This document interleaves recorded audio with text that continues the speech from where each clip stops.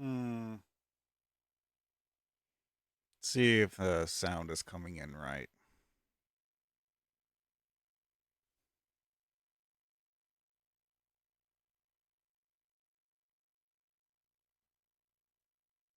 What? Oh, I really hate when it does the whole thing where it just like auto mutes itself.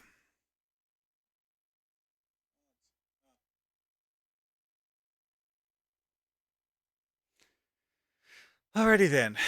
So, as the title suggests, we are going to figure out how to draw in the flow on the board. Yeah, it's supposed to have a whole bunch of arrows telling you which direction to go. About that. We don't have those yet, and I need to put those in. So,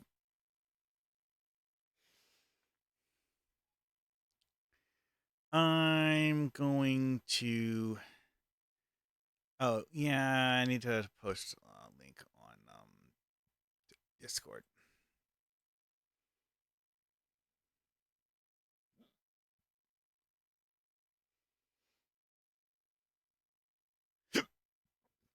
It,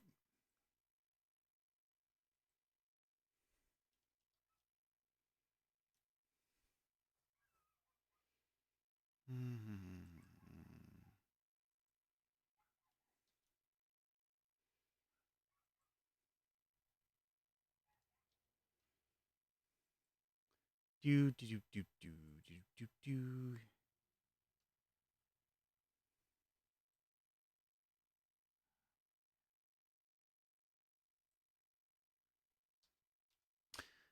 Really, really should have been doing these more than once every 2 weeks, which is kind of sad that I ended up having that long of a gap between them.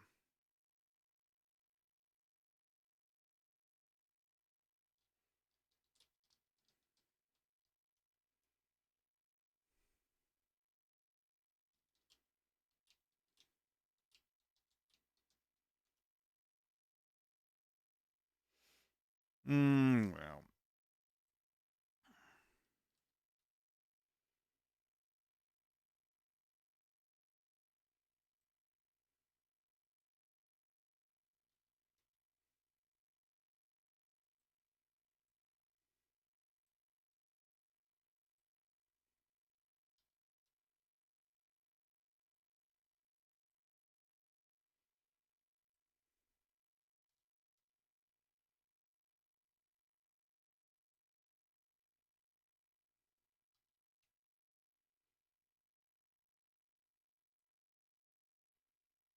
Hmm. Yes, of course the fake views, bots. Lovely. I mean, I always seem to get at least one of those. Most of my streams, that's the only thing that actually pops up onto Kick, though, which kind of a bummer. Then again, what I do isn't something that a lot of people would consider exciting or, interesting. So,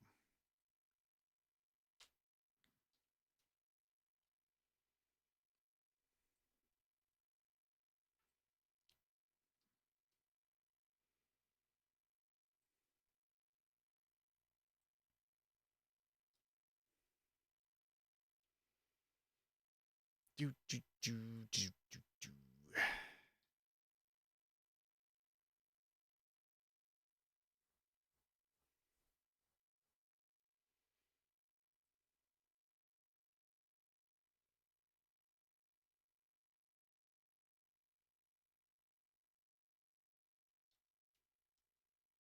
Mm,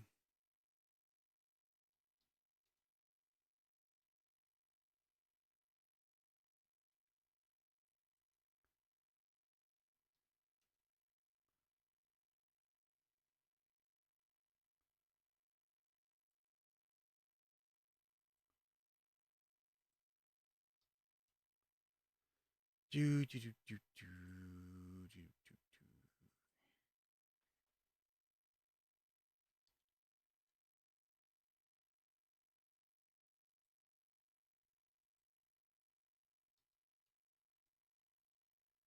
All right, that's enough about messing around with Discord. All right, so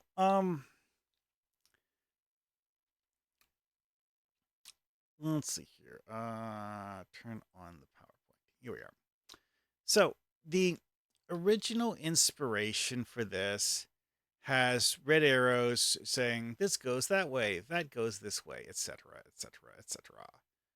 Which, okay, cool. Because, as I mentioned earlier, this is considered inspiration. I've decided that I actually want to use those for, um, the obvious purpose. I'm not actually going to follow all of them because one of the things I realized after studying this closely is that not all the directions actually make sense. Some of them are poorly marked, and some of them are. And also, it's like there's a level of vagarity with these that doesn't really work for what I'm trying to do. So I decided after carefully considering it that I wanted to change the way the markings worked. Also, the way that these arrows are put on here, the arrow takes up the entire space. I decided I didn't want it to do that. So, but this, of course, means I need to do a few things, actually. So, let's look at what I'm currently working at here. Obviously, all of the rings go clockwise. The sub rings go the same directions. Like this goes here, this is going parallel, so it goes this way. You do not have things where you go like this. No, decided that was a bad idea. Did not want. And so it goes this way. Now, when we look at the inspiration piece, you know what? There's I can find a slide with it. There. This one you can see more clearly. Don't have text on top of it. Anyway, so the idea here is that every other one, this one goes out, this one comes in, this one goes out, this one comes in. What I was saying about them being not clearly marked is that it's very ambiguous on this, what exactly you're supposed to do on this. And quite frankly, this was an unfinished board game idea. So the person who actually made this didn't actually continue um, the process of thinking through all of this stuff in order to make something that was actually a properly playable game board, which is something I'm going to have to do. And a big part of that is actually flow control, because I need to figure out what I want to have as the odd even. Because realistically, I don't actually want someone to be able to just go 1, 2, 3, 4, 5, 6, 7, 8, 9, 10, 11, 12, and just go straight from the inner ring to the outer ring. Yeah. What I want to happen is so someone comes here, it's like, oh, you got odd, so you're going outward. 1, 2, 3. Okay, well, it's still an odd roll, but on this ring, odd goes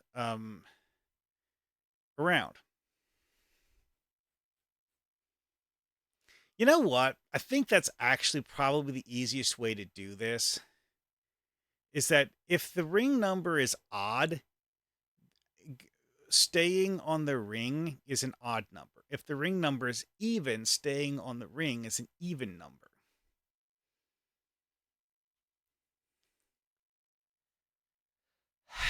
Because one of the things that I had decided earlier is that because of the sheer number of these interchange spaces, here, let's switch over to the actual board I drew and count them.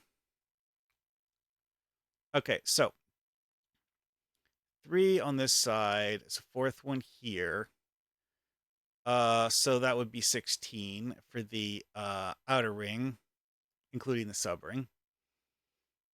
This counts as an interchange space. Let's see here. There's 4 here, so that's a total of 5. This has one, two. Okay, ring three has 8 interchange spaces, and ring two has 12. Okay, so 16, 8, 12, that's 36. And then we add in the inner ring, and we end up with 41 interchange spaces. Which, amusingly enough, there are more interchange spaces on this than there are spaces on the original Monopoly. Okay, sure, whatever.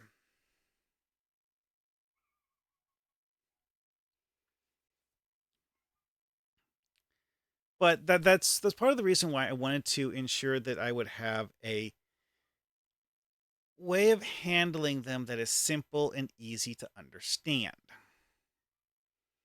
And also something that is,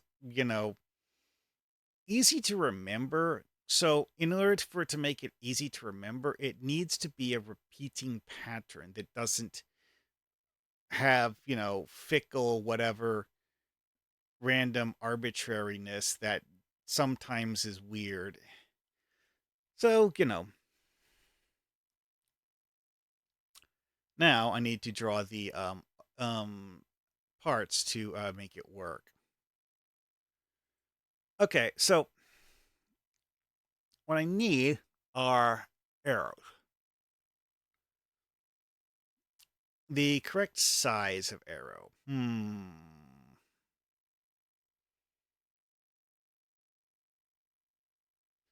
Yeah, about that.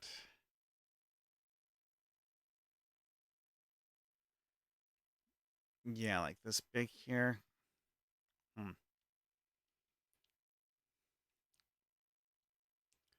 Let's see here. What is this? How many pixels is this? It's okay, about 40 pixels. Sure. Yep, 40 pixels will work.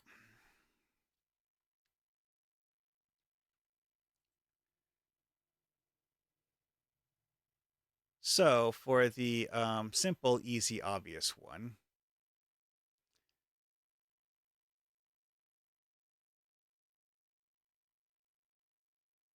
I have an arrow pointing that way that's 40 pixels long. Okay. But I'm going to do this color coded. So for an odd number, that needs to be, let's see here. I will have the outline be light gray for odd. Okay. And I'm going to have the filler on that. You know what? I'll make the filler orange.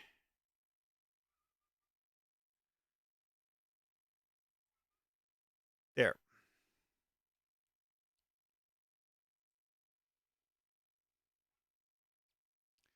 Now I'm going to do an even one.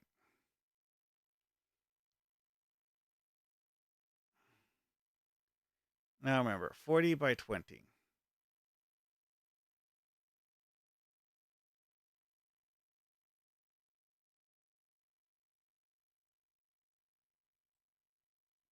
Okay. Now the filler for this one, I guess I'll make that light green. Not the dark green color. No, the light green color. Okay, cool. Now these I can just copy paste repeatedly to do all of the stuff that's horizontal. But I also need 45-degree angle versions of all of the arrows. Because, as you may have noticed, half the board is at a 45-degree angle from the rest of it. It just is. So, obviously, I'm going to need those. Yeah, also, I'm probably not going to just put the arrow in this gap here. One, it's small. Two, I can just put them on the outside.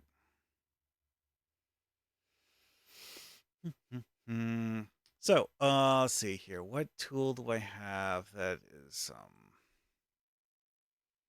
Right. This doesn't actually have a 45-degree angle tool. Also, it does paint doesn't actually have the ability to rotate things 45 degrees either. You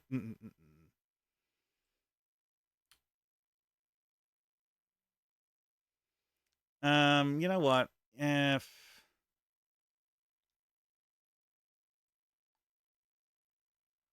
I just use this tool I got.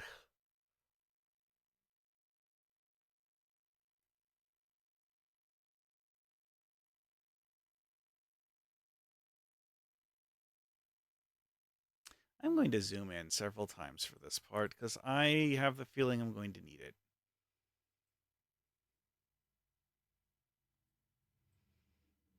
Okay, so start by drawing a line that is 40 pixels long at a 45-degree angle.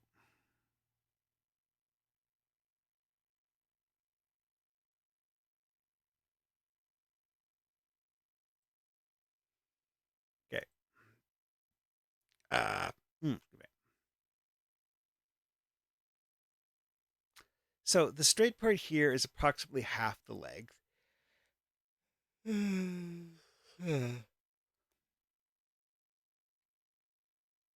the width of the actual like tail part of the arrow is approximately half the total width. So I would go with about 10. So it's like go 5 each way.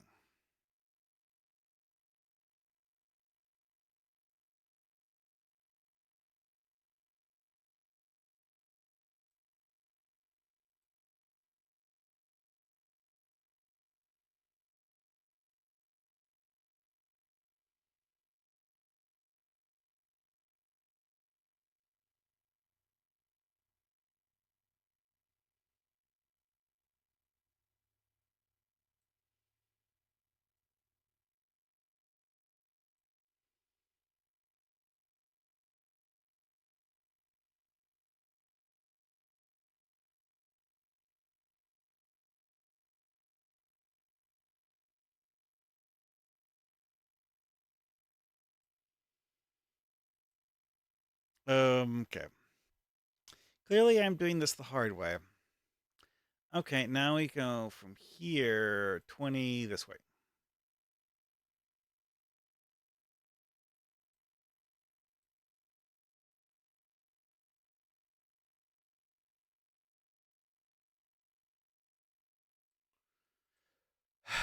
Yeah, this sort of thing is actually it really does get a lot easier with practice. All right, now do the whole like 5 out thing again.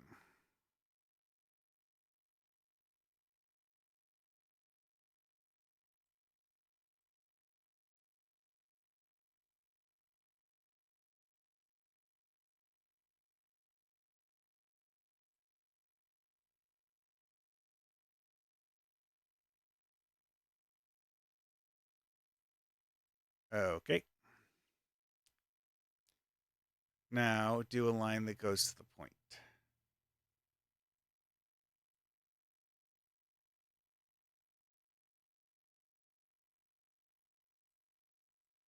Okay. Boom. And now we tap the light green and fill. Seriously, fill. Anyways, file, save as.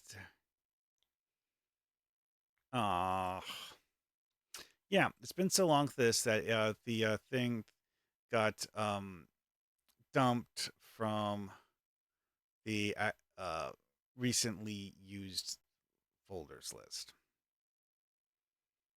Now I have to find all of this stuff. UVW. I'm not naming this board X. I originally named it W because I wasn't actually planning on building on this one, but then I realized that the actual changes I made for W weren't actually, a bad thing. So I guess I'll call this one J.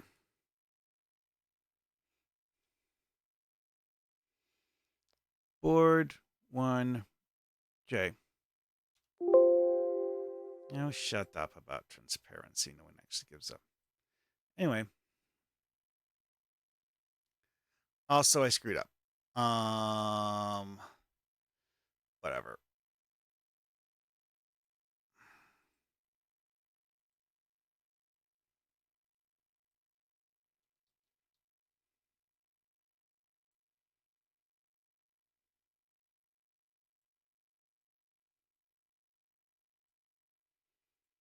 Okay, so we have the dark outline.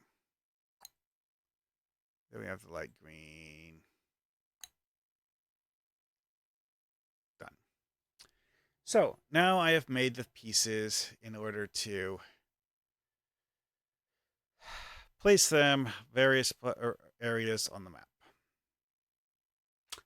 You know what? Actually, on second thought, light green is a bad idea. Light blue. Light blue will actually better contrast with the other things. Anyway, though.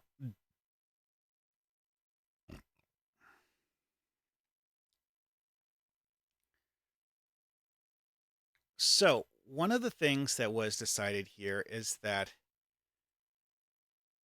this is going out.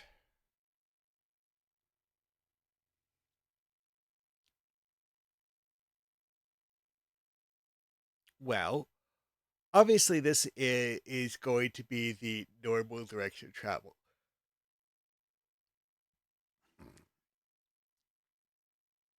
And odd ones, the ring stay on the ring.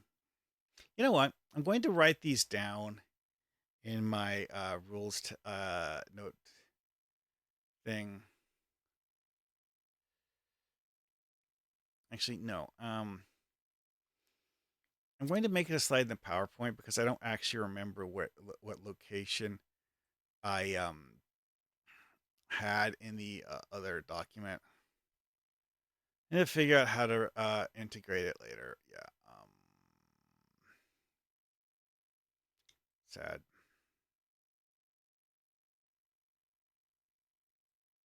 Duplicate blank slide at the bottom. Move it up several. Sure.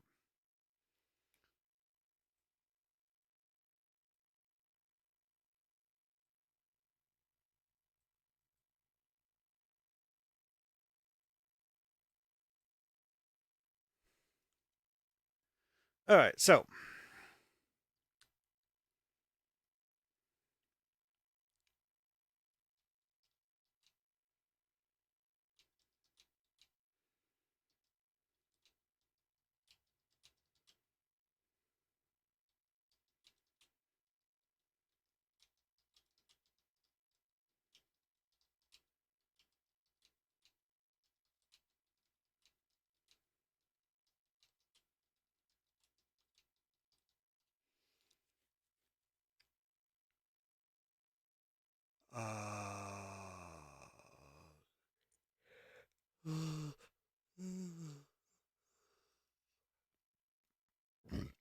okay. Save that.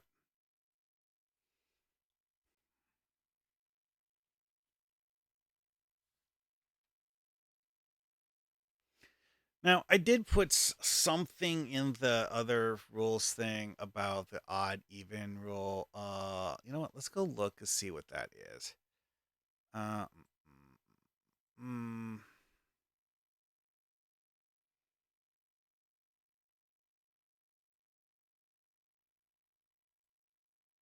oh, it's not grabbing that. Why is it not grabbing that?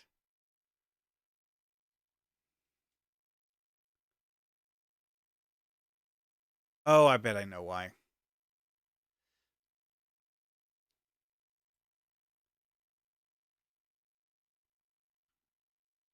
Yeah, see, one of the quirks of the way I've been doing this is that if any of these things is minimized, Streamlabs won't show them. So I have to actually keep them up and then like alt tab whichever one I'm currently using. Okay, so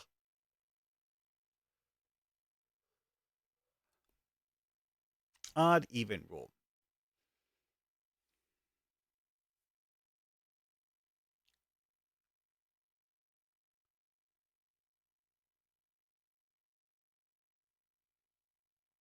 This just basically says that junction spaces are a thing and that follow the markings on the board. Yeah. Anyways, I have decided that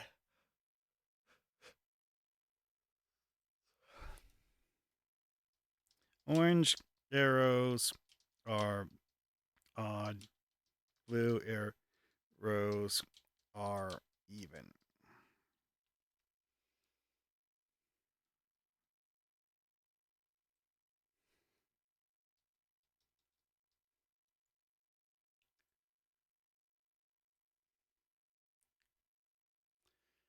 Anyway,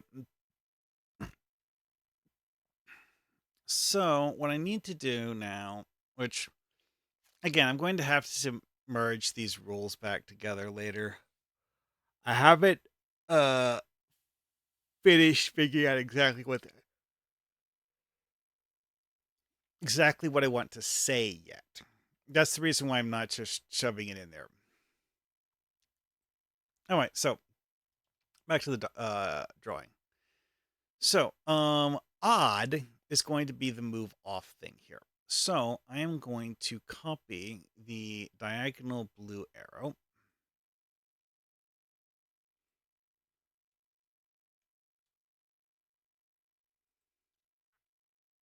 Scroll down, paste. Rotate left 90. Okay. Now I will push this here. Now,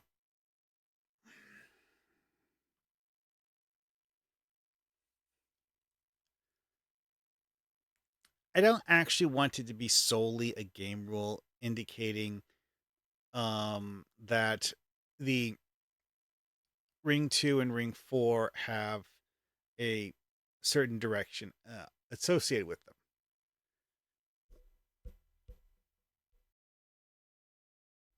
But um okay, so anyways, even roll goes this way from this junction. Um in this junction, an even roll has you go this way. This junction, an even roll has you go this way. So I will once again here rotate and place this here.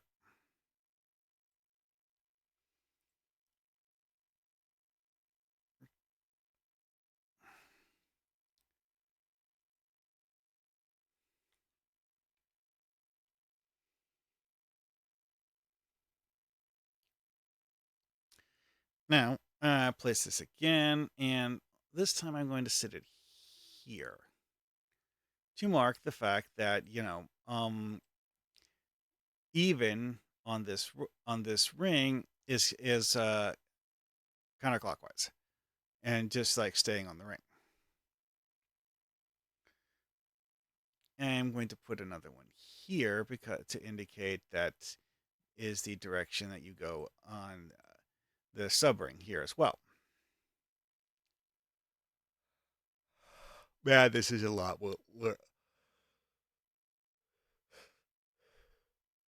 Yeah, part of me wants to say this is more complicated than I thought it would be, but this is actually a simpler solution than the one that originally popped into my head. I batted this around for over a month, trying to figure out the best way to make this work. And this is what I came up with after batting it around for a month.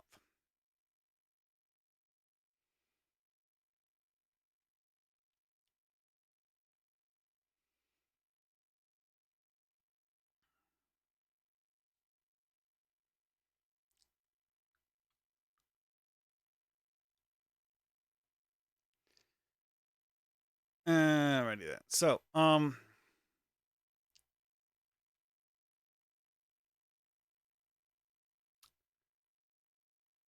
yeah, I'm just at the moment looking at places that would have actually have the uh, actually no, I just need to be looking at the places that actually use the diagonal arrows in the first place. So for this one, it's moving inward. Thing is, though, this is still moving inward.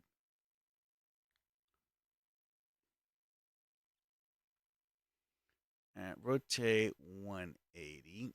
Now we take this here and put it here.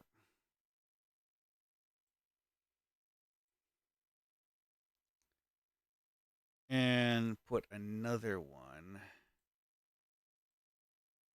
here.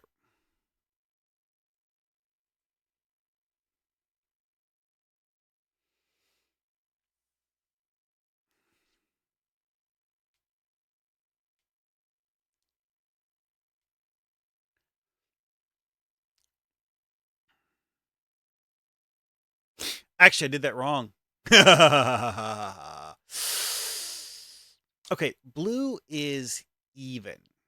Okay. So you move on. Oh. Yeah, yeah.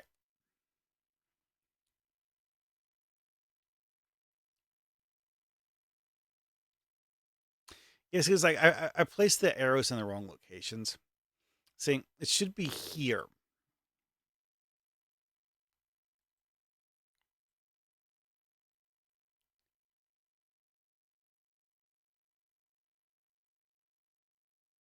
But this is an in, not an out.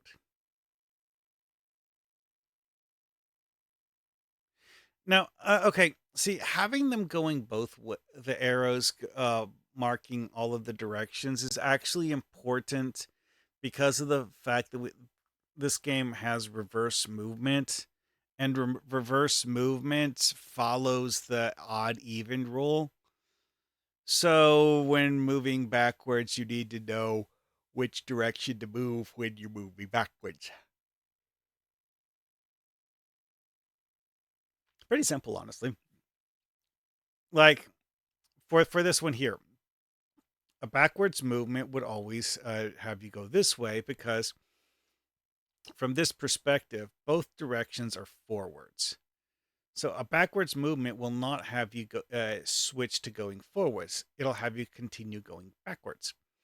But for this one, a backwards movement would would have you go this way if odd or this way if even.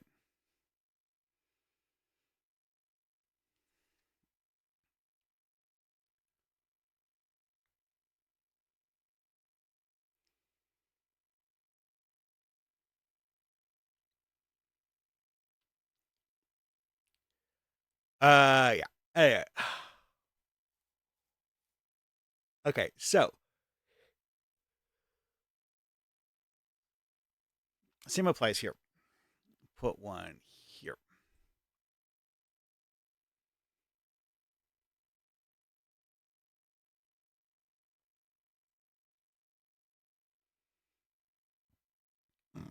Mm.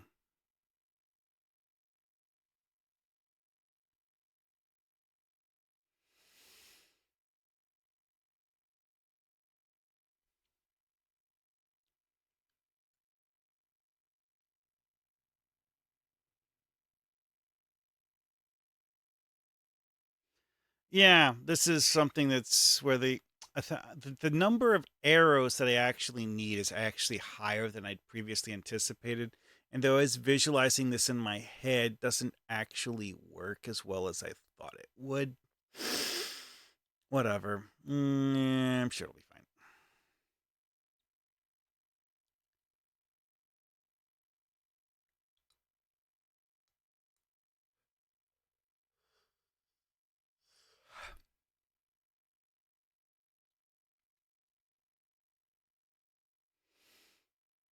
Mm. Okay, so this is ring four. Even is going this way.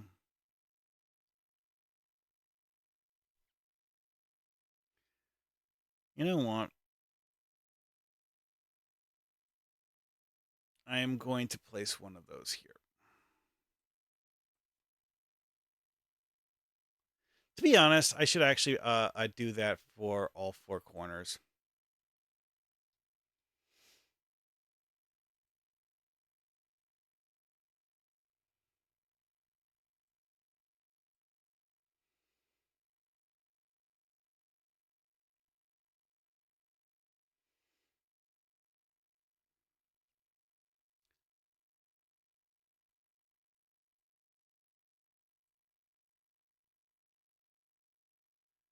And we go. And last one.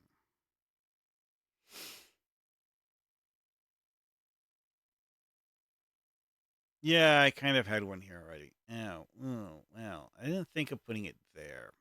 Whatever. You know what? Screw it.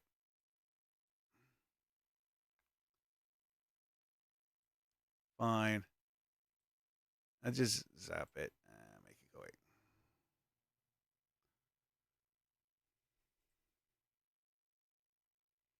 Oh, wow, my stream just went to crap. Ugh. Yeah, I'm monitoring it on my second computer, and oh boy, that was a massive. I'm not sure if that was an upload issue or a reception issue, but there was some kind of an issue that didn't look good. Okay, so all of those are replaced.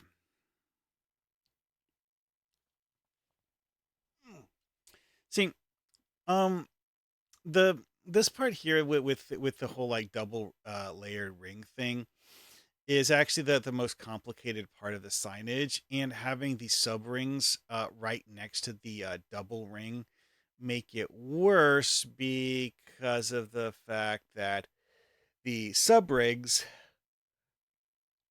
have a different signage than the signs for ring one, which yeah. Oh boy. Anyway, I'm going to switch to okay.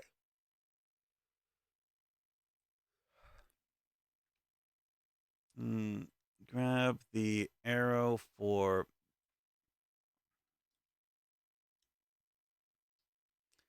actually. Oh no, that works fine. Okay.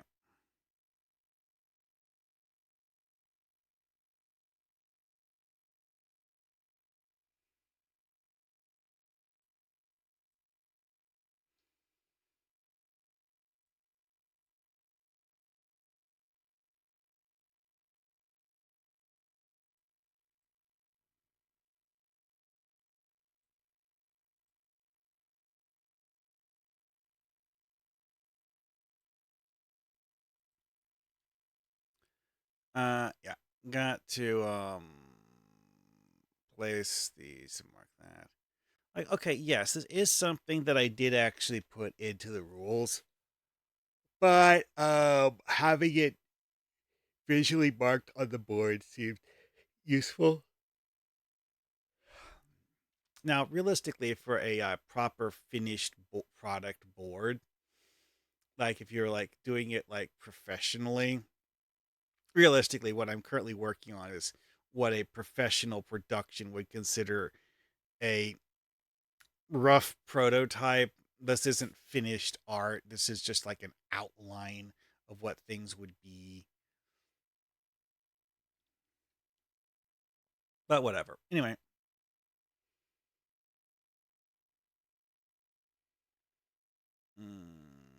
okay. So you know what? I'm going to switch to doing blue arrows and the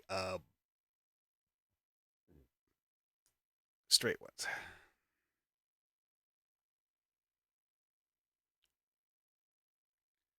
Now, I'm not actually going to feel the need to put one on the go space. That's just redundant. because the ghost space isn't a junction on the outer ring. The junction is next to it, a few spaces over.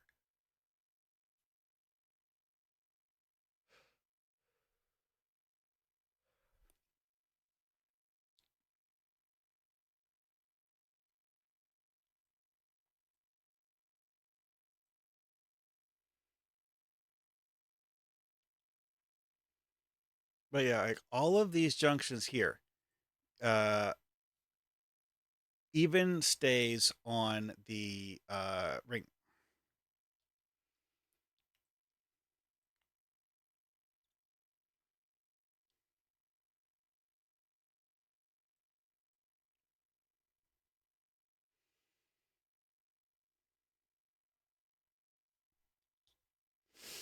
Oh wow.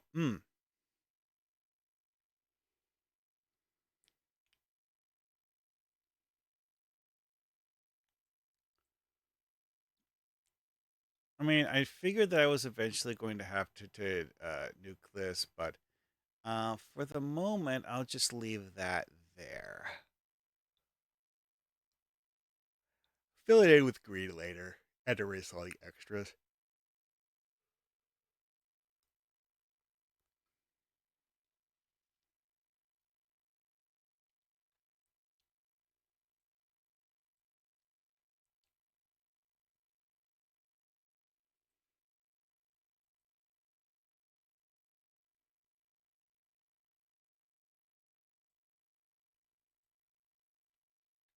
Okay.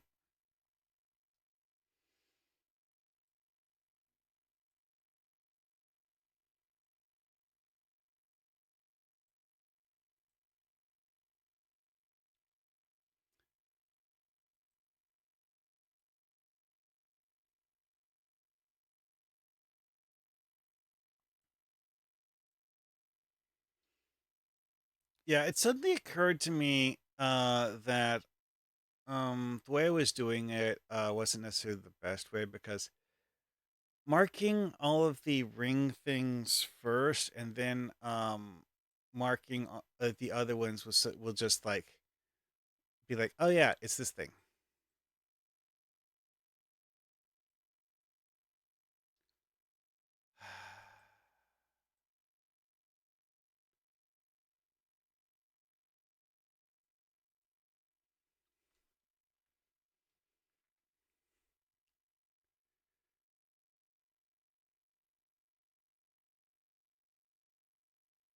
Yeah, it's actually an interesting quirk. Is that a backwards movement here from here, depending on whether it's an odd even roll, you might end up over here or you might end up over here. Because like odd means you go back this way and then this way. Because even would stay on this and even would stay on this. So in both cases, if it's odd, it goes clunk, clunk. But being odd, if you rolled high enough to go past here, you'd actually go back this way.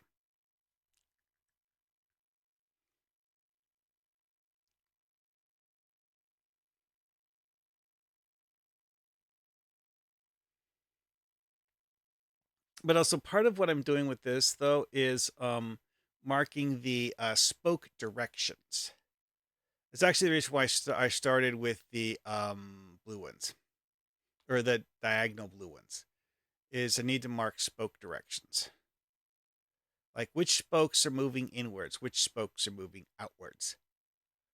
Very very important.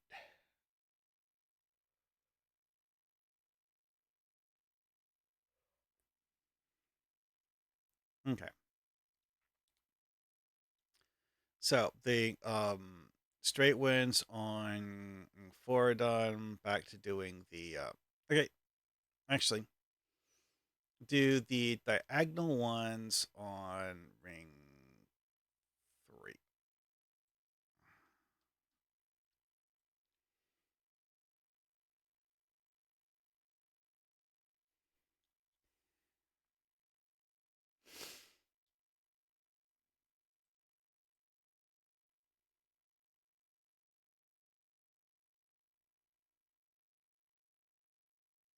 And see, the reason why I don't want to put it in the gap is because in the gap, it's there's kind of an ambiguity of which thing you're actually making it part of, which is a fundamental issue with the whole thing, and I'm not a fan of it. But I've kind of stuck with it, so it exists.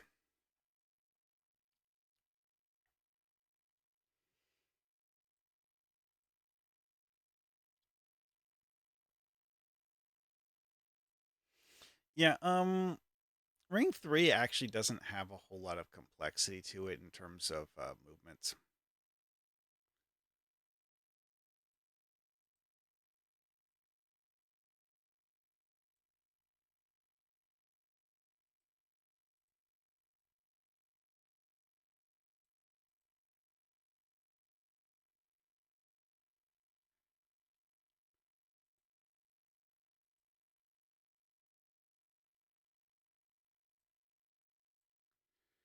Do, do, do, do, do, do, do, do, do, do, do.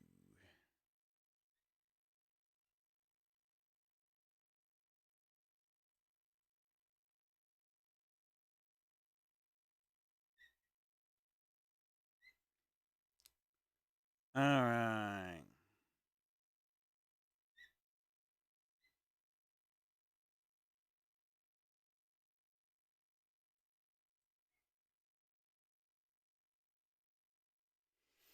Okay, so those are all in.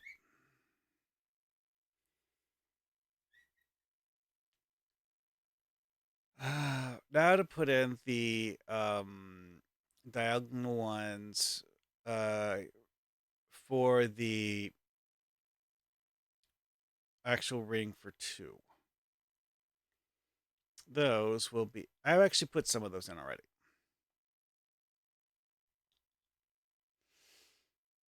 Mm, those are blue.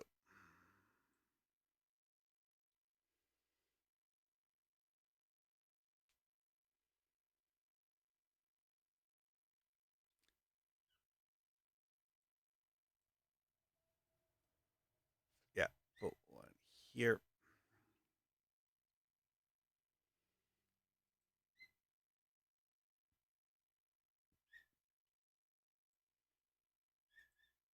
Mm, and one here.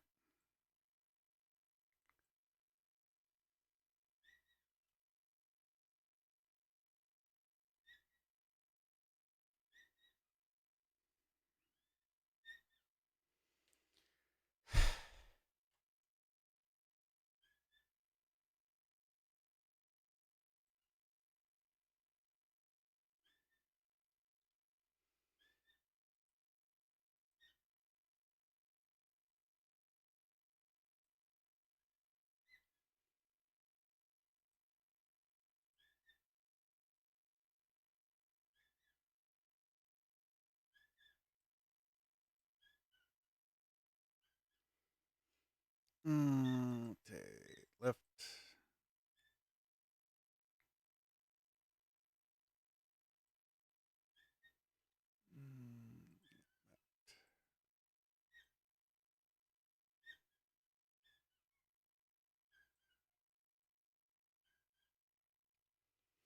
Mm, okay, and one more here. There.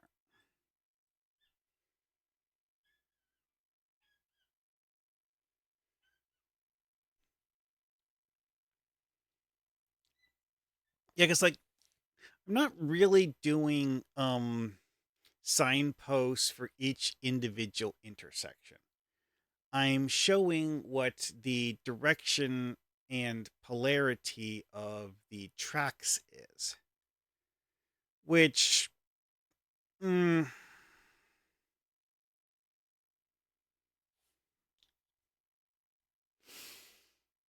kind of feels a little wonky. But like this is so you get to here. If you're odd, you go this way, and backwards. If you're odd, you go this way.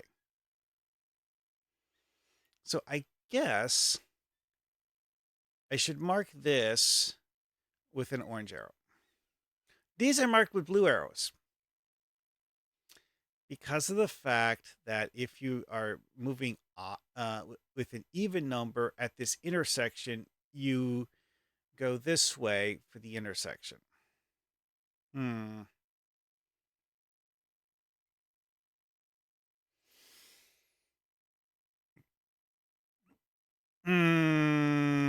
Oh boy. You know what? For this one, I'm not going to put the orange arrow in the middle. I'm going to put it over here. Yeah.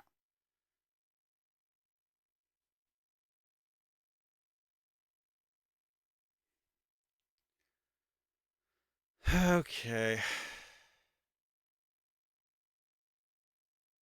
No, not that one.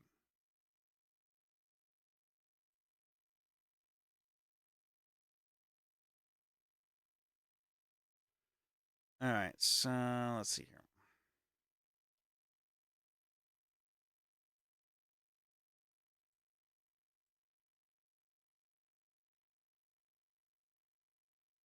There.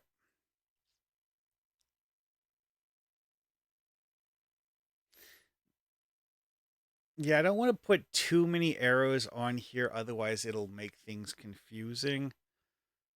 But at the same time, I need to have enough arrows that it actually gives people the information they need.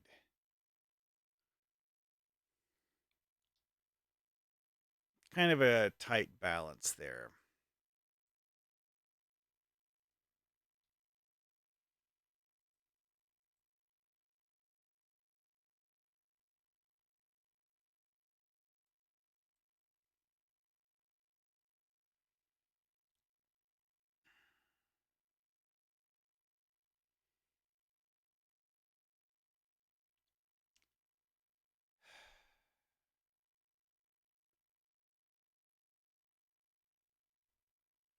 Yeah, like the important part here for the arrow here is indicating whether it goes in or outward. And this one is an inbound track. So I need to have a blue arrow here indicating inward. And one here.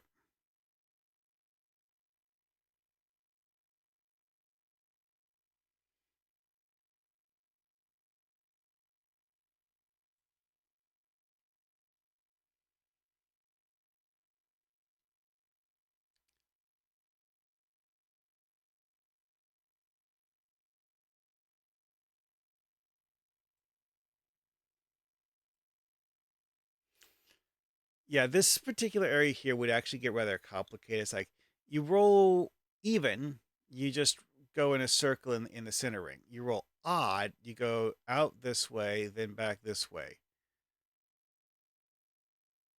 And you don't actually change off of the second ring. You actually just stay on the second ring once you get into it and move backwards as far as it takes you. Why? I just. I don't actually want people to jump up and down rings multiple times on a single roll. That's the whole reason for having the rings be associated with odd or even numbers.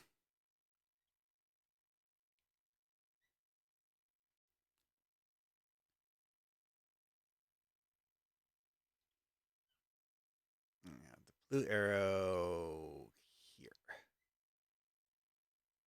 Yeah, so like here, if you get an even number, you go up here, but then you go this way.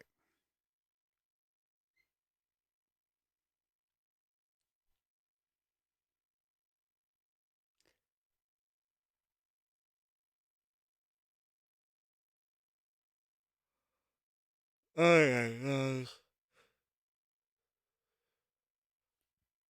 Yeah.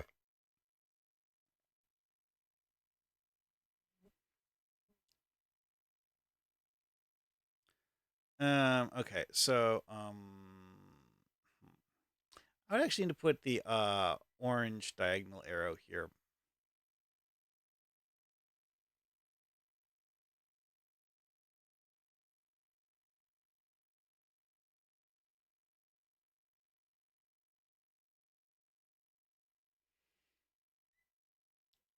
Yeah, see, I was like, with these here, what I need to mark is in out, which, let's see here. Let's switch to the PowerPoint. Okay, so the north and south interchanges are inward, and the east and west ones are outward. Okay. All of those are going to be orange arrows, by the way. So, yeah, we'll just come over here and grab that one.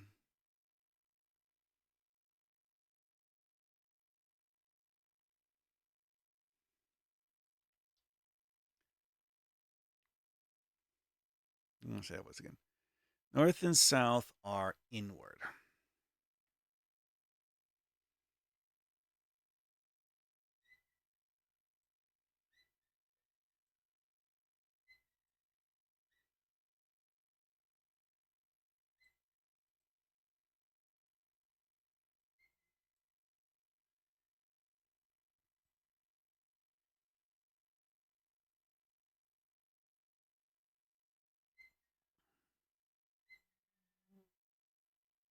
Yeah, this is an interesting thing because like kind of have like a different arrow at each end of the thing.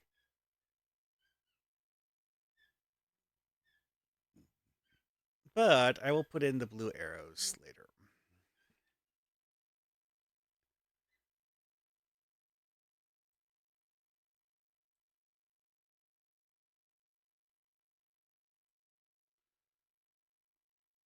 This one goes pointing up.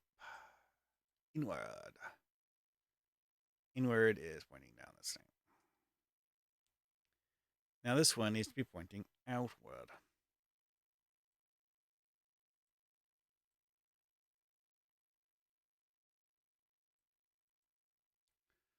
So there.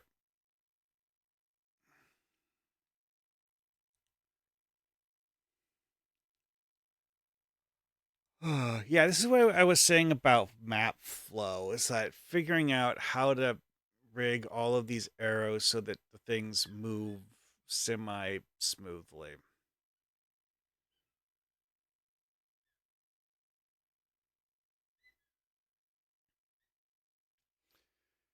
Oh well.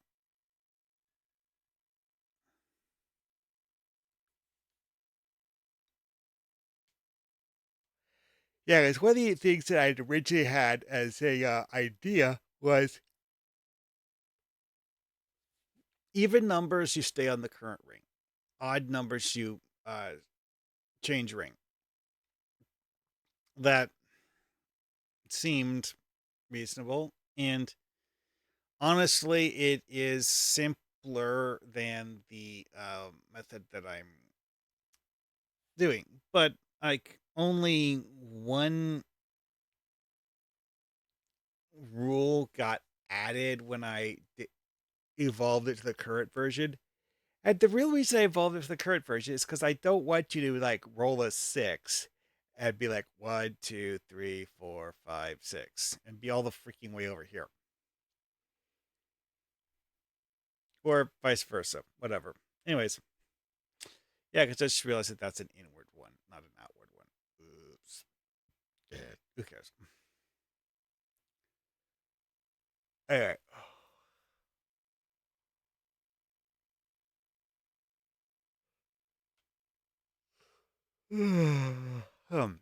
Man.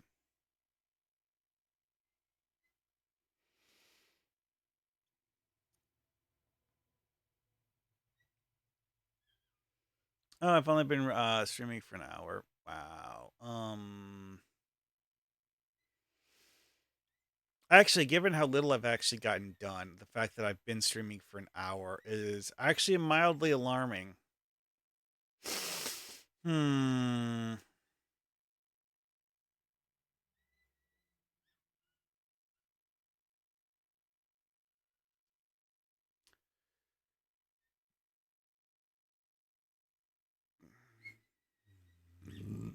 Okay, this is marked as being inward.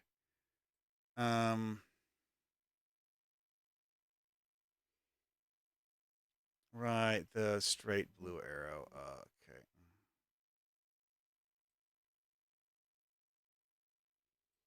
There, that'll make it easier.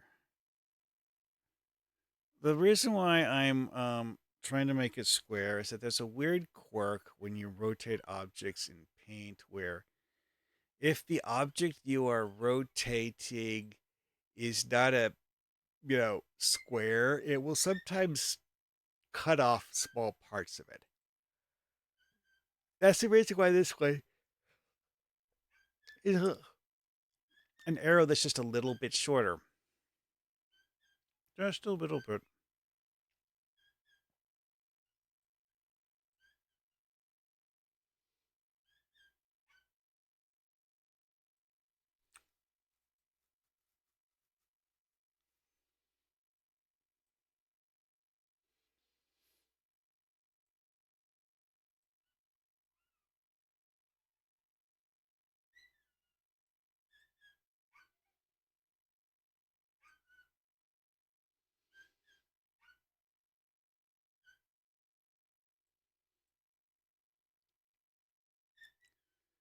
Okay.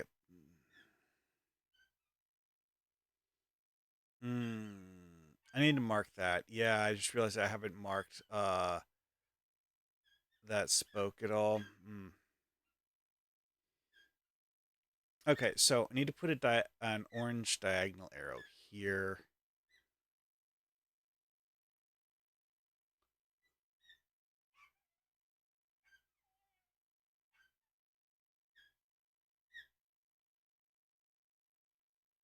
Oops.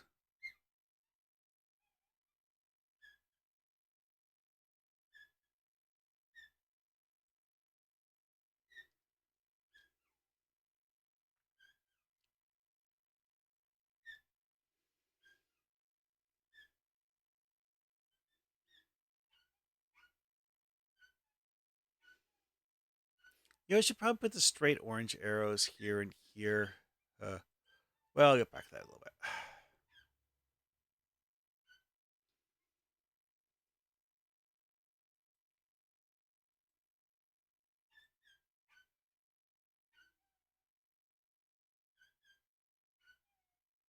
Oh yeah, for this one I put it on the right side, so I'll put it there to here.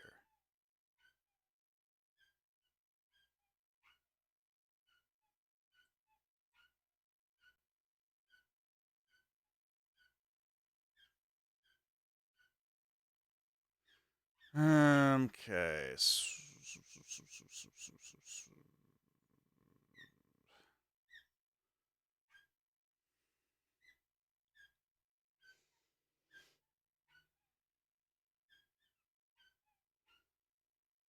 Hmm. Okay, that's kind of okay. All right, so I'm gonna switch to the blue one now.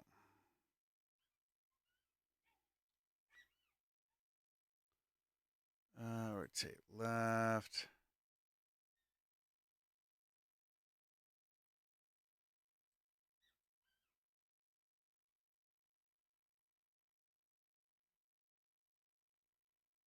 Hmm.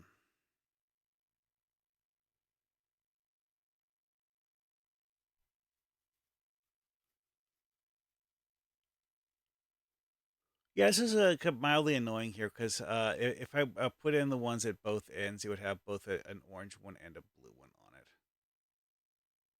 Wait, what?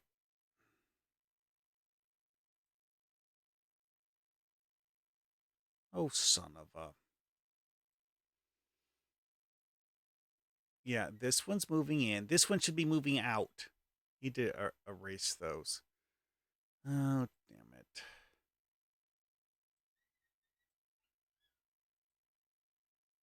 This is why I like having simple color palettes.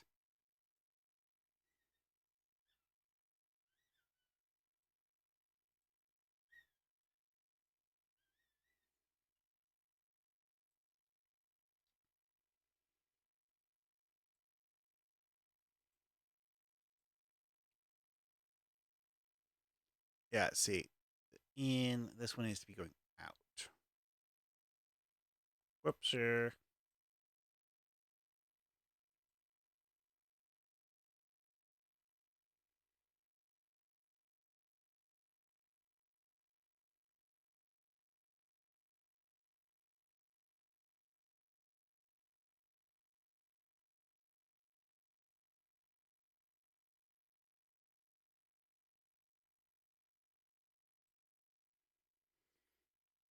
All right.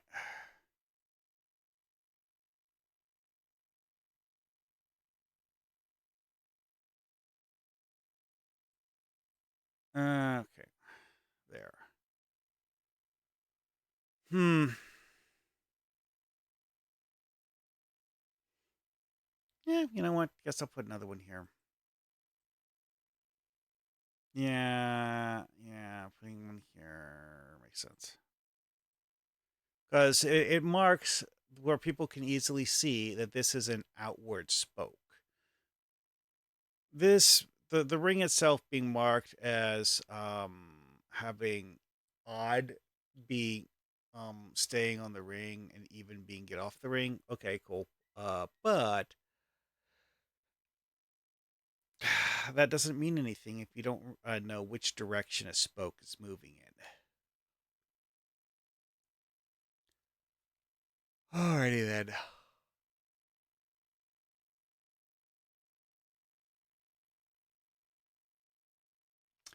Straight orange arrow. Yeah, okay. I'm gonna put those a few places.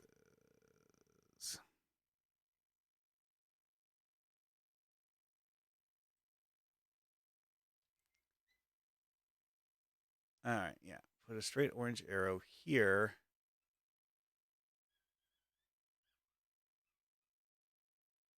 to mark that odd numbers go into the subring, even numbers continue into the corner. Now, there is, of course, the question of whether to put one here.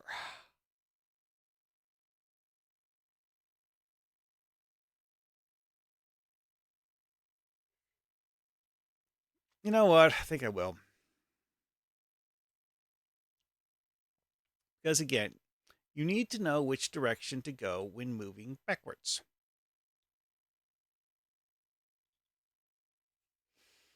Because one of the roll token effects, and anyone can play a roll token on you when it's your turn, can force you to move backwards.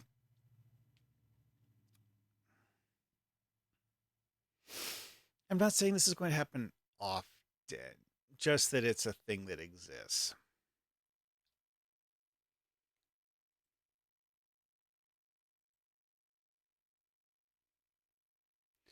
And because it's a thing that exists, we need to take into consideration its existence. Oh, I did that wrong. When marking the board.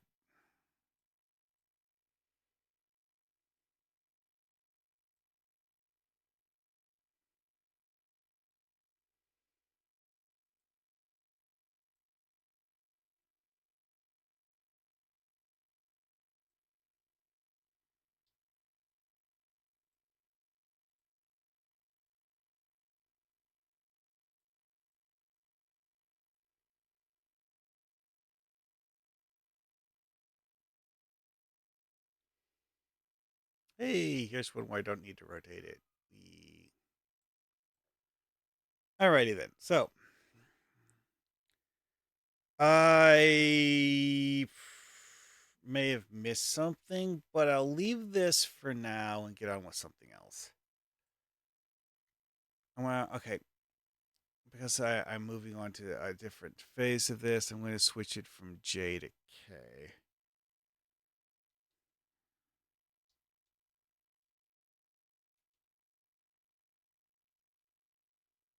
All right, so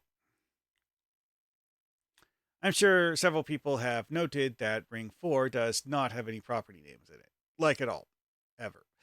Yeah, or actually, I haven't done names yet. I'm still on adding the little like numbered header things. But even so, uh, that's next.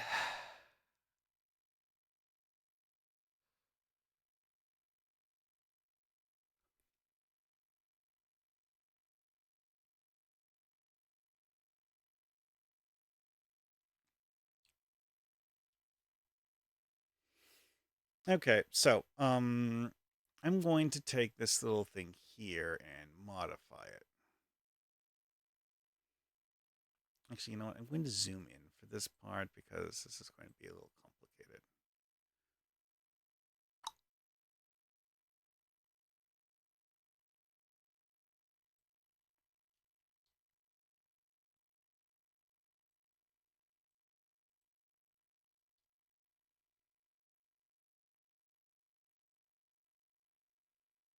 Hmm. Oh, that looks good.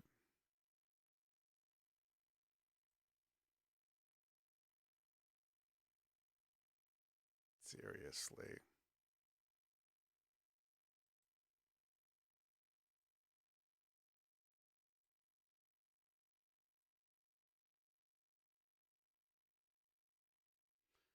I didn't think that broke anything. Double check. Did not break anything. Good. Anyway, back to what I was saying.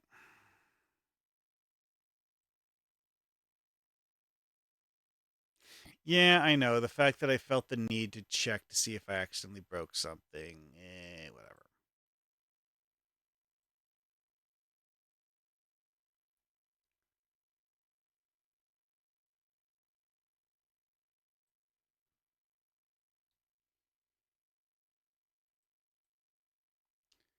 Yep, Vortex.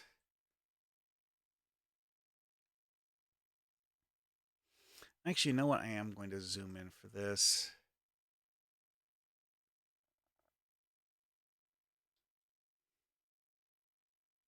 Yeah, I'm going to copy paste in the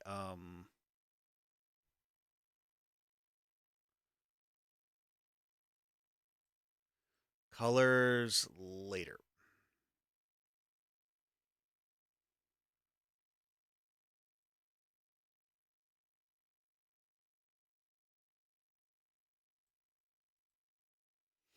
Now, I am going to have to figure out some truncated version to put in these things, which, yeah,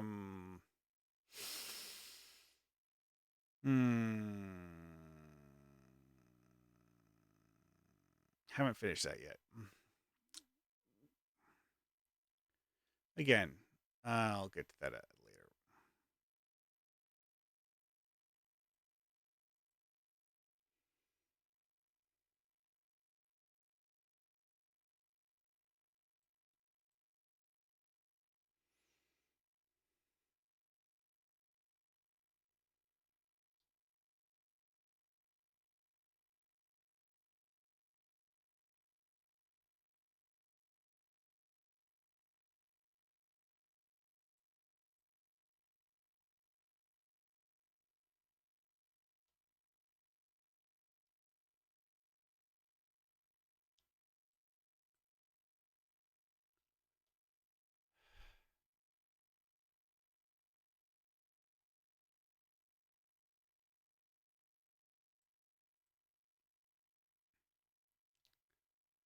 Oh boy.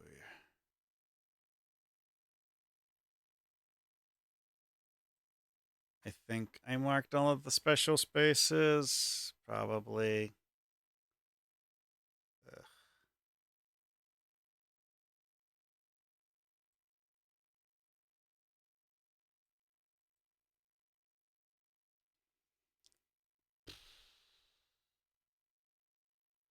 Okay, I know that not all the special spaces in the spokes got identified, but I think I marked all of the ones that are in the main rings. I was actually looking that over, and I was like, okay, count number, and thought numbers came out right. Whatever, I can always remove these if I messed up.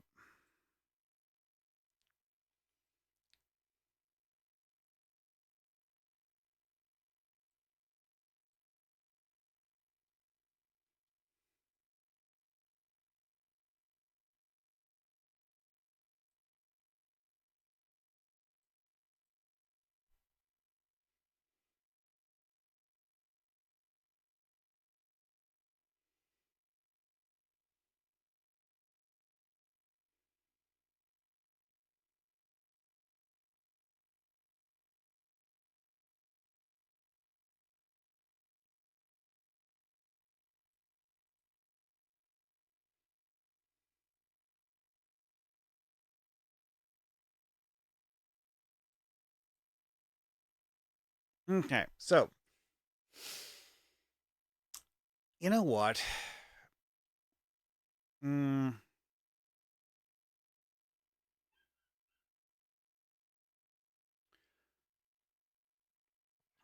oh man, I just realized I'm gonna have to make a diagonal header for this on some of them. Oh, that's gonna suck.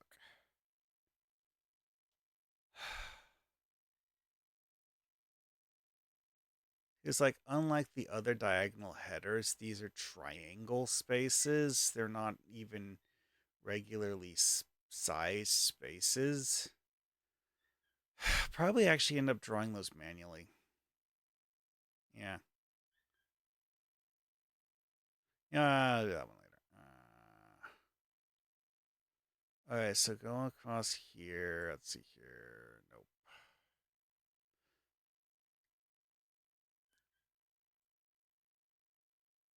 Nope.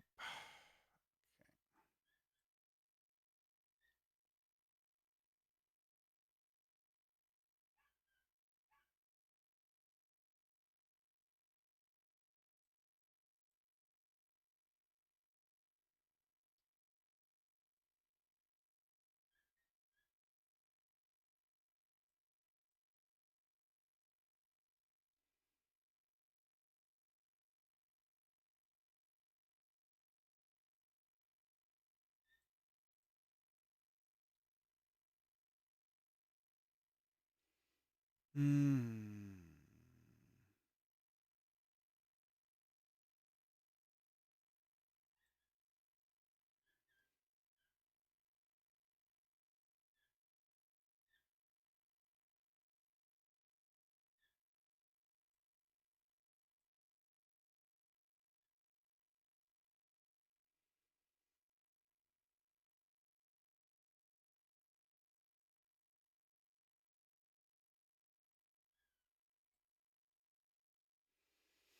Hmm. Hmm.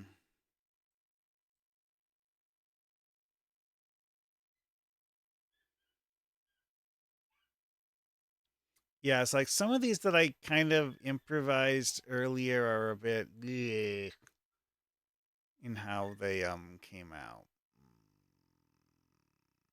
Feel the urge to um tinker with that, but honestly, you have to zoom in pretty close just to even notice the problems. And I notice problems that I don't understand why they exist, and I find myself scratching my head at what I did to screw them up. Well, anyways, moving on.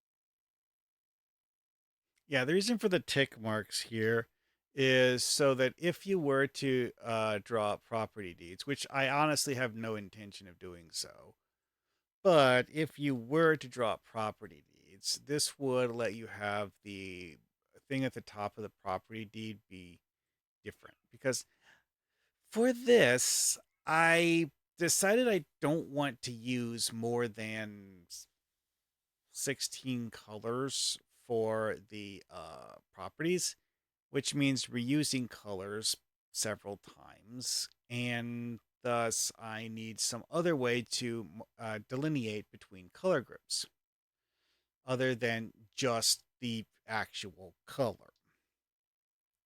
Well, one of those methods to delineate it was adding the tick marks. So that's basically what they are. Is that they're just tick marks? It's like this is ring 1, this is ring 4.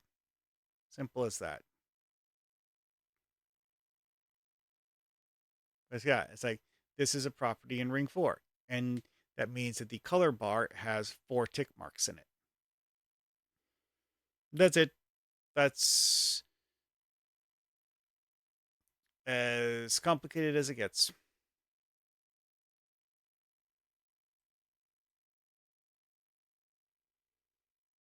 Mm-mm.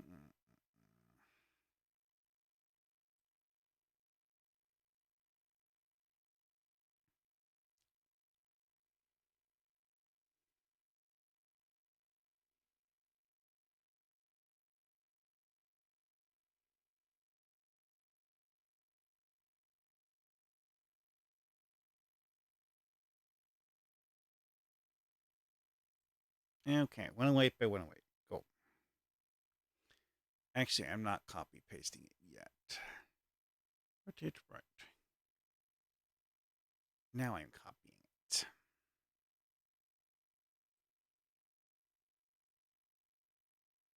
Oh, wait, I missed one. Dang it. Whatever.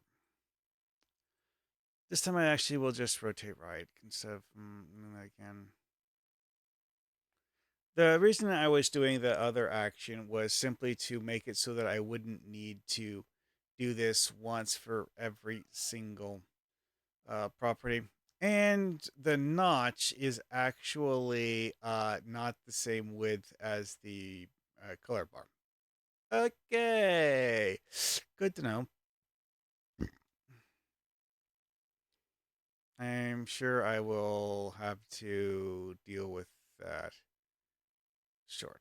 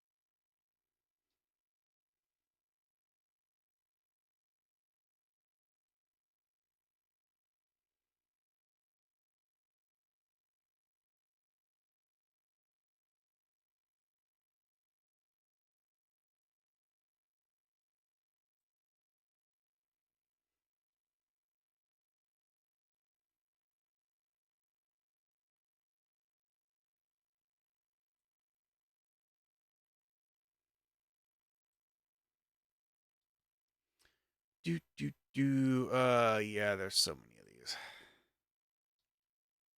I actually have as many color groups in this monstrosity as there are spaces on the board in the original Monopoly.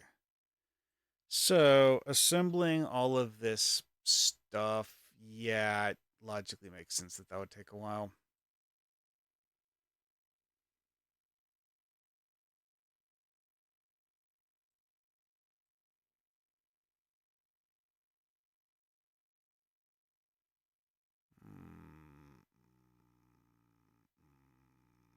Okay.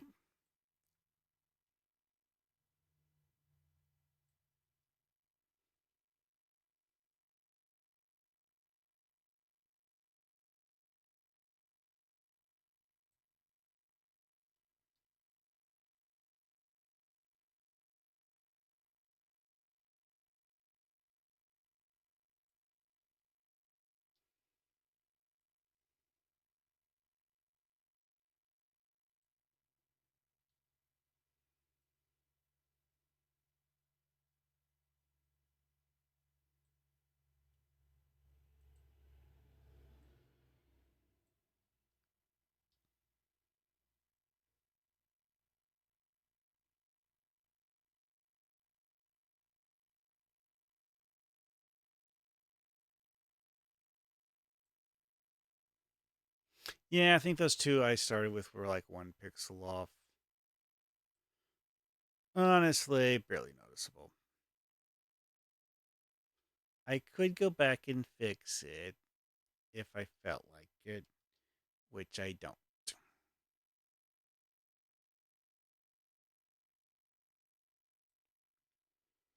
So many spaces on the board.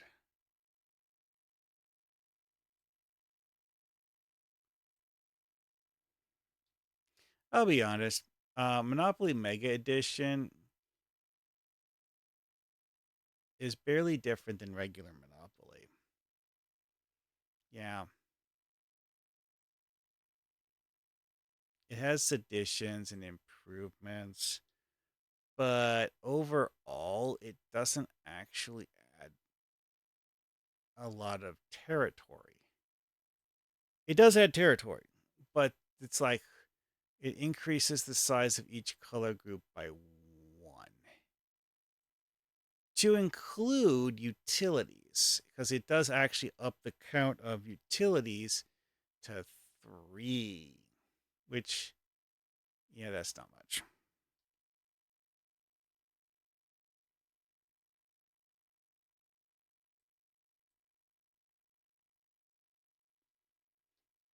Okay.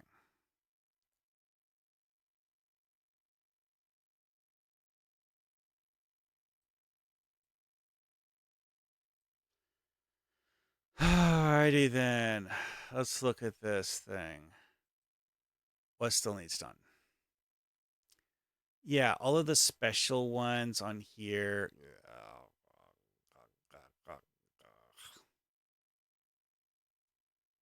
Hmm. Hmm.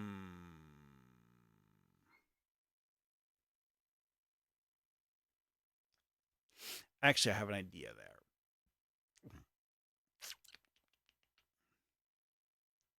Oh yeah, that's right. Early on the previous one, I did like those little tiny corner tick marks to indicate if a property is in a sub ring or the main ring. It's barely even noticeable. Quite frankly, I don't feel like messing with it this time. And also, there's the fact that I kind of didn't bother putting it in. Oops. Oh well, not a feature that I personally consider to be good.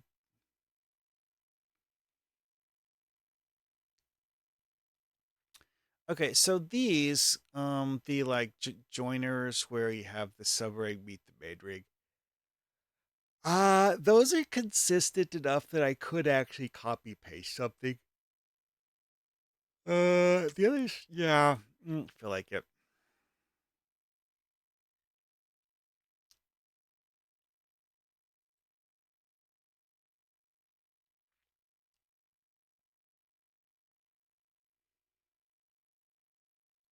So, paste from. I actually have a saved template.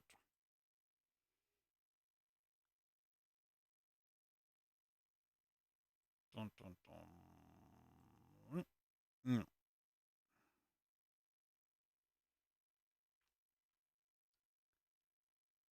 blonk.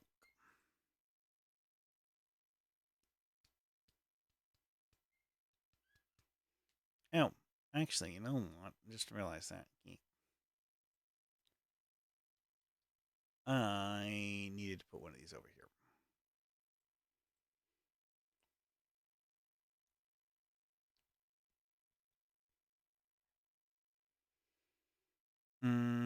Okay, so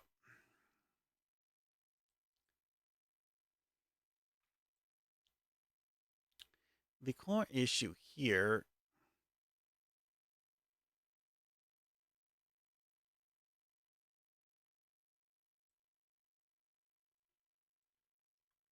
We're two.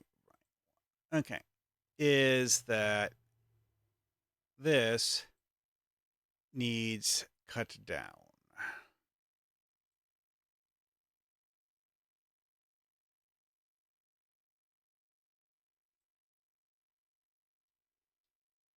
Actually, on second thought, I am going to have a separate copy of the template over here, just in case. Anyway, moving on.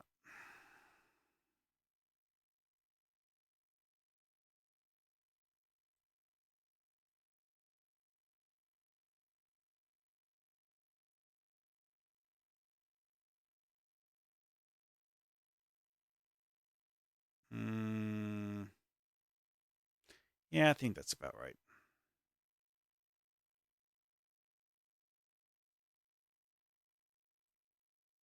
Hey, thought of an idea.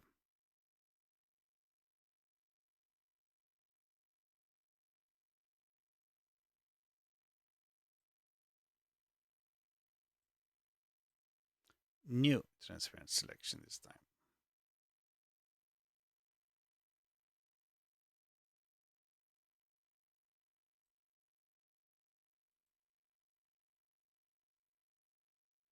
All right, now we turn the transparent section back on.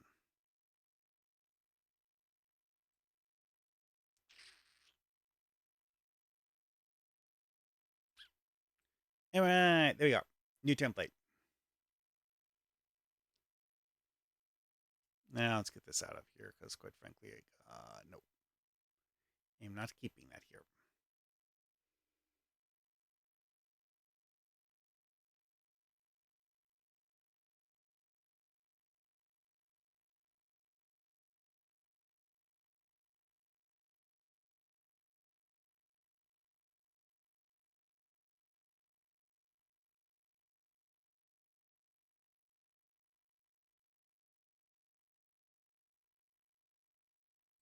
All right, there.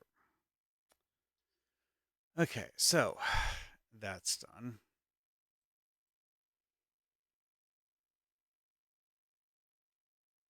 This one I'm going to have to rotate probably every time I use it. Whatever. Actually, there's only two different rotations. Right side up and sideways.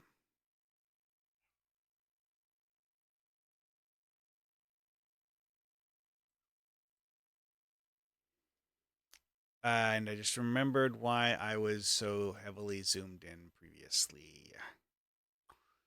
Cannot see it that way. No.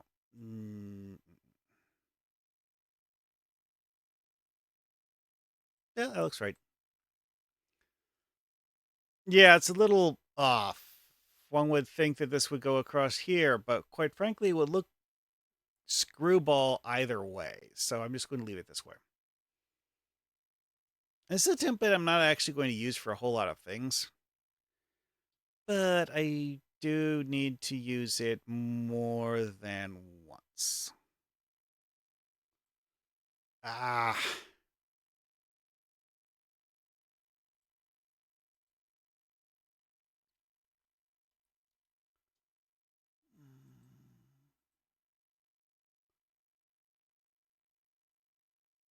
As I was looking at, realized that the majority of the um I actually have a surprisingly large number of these things as being regular properties. Realistically, it's not a as weird as you would think because I actually decided that certain things I wanted to not have as regular properties and certain things I wanted to have as regular properties and well, decided I just didn't want to have any of these special or well, many of the special things there. Ugh. Anyway, though.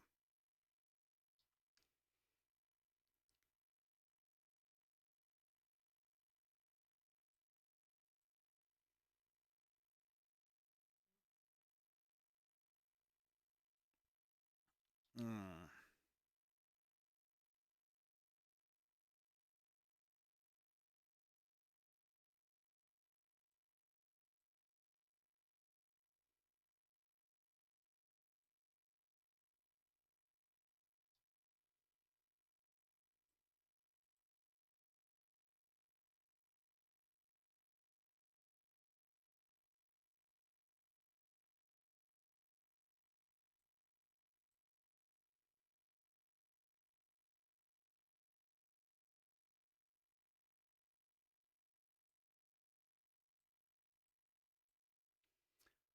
All right. So I have all of the territory color bars plopped in for every, uh, other than the triangular spaces, every one of the ring four and in subring things. Now I just need to do the template for the diagonal pip marks. Uh, Step one, figure out the proper length of the diagonal pip marks.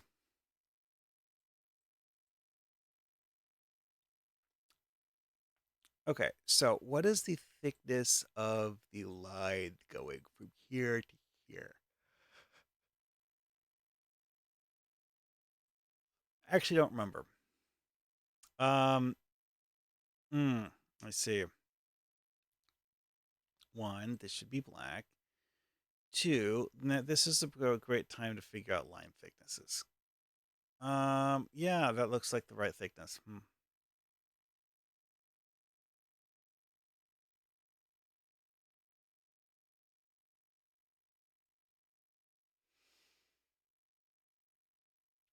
Hmm.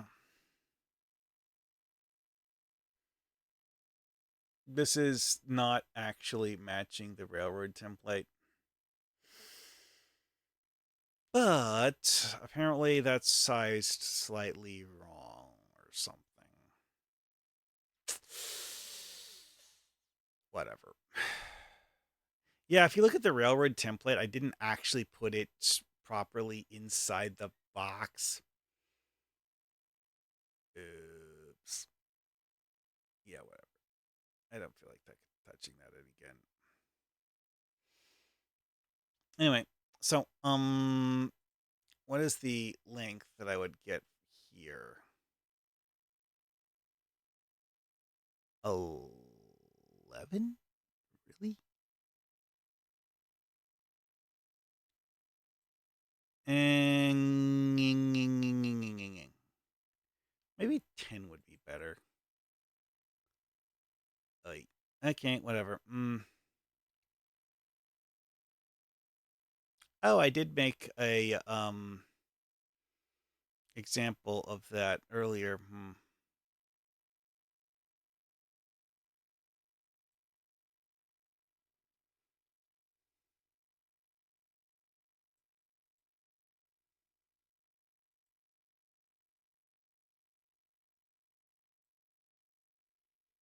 Okay.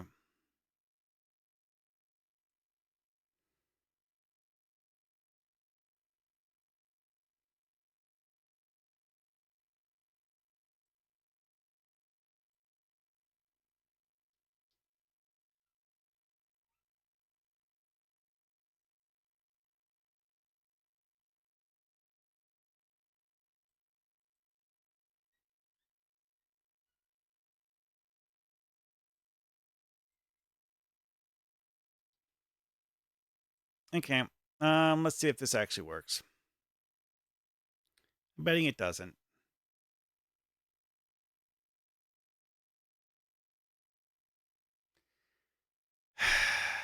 Yeah, okay. See, the issue I have here is that they're just too close together.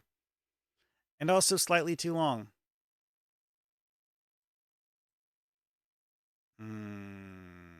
Surgery.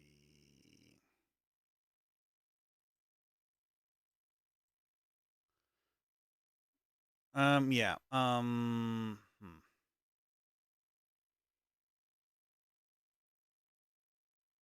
Selection.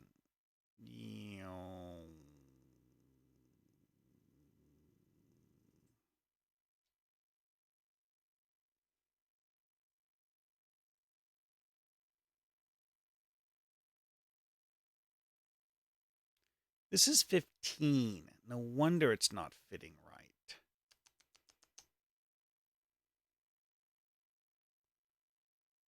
Okay. So shave off 4.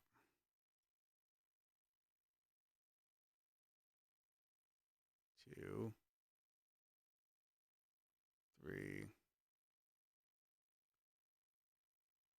4.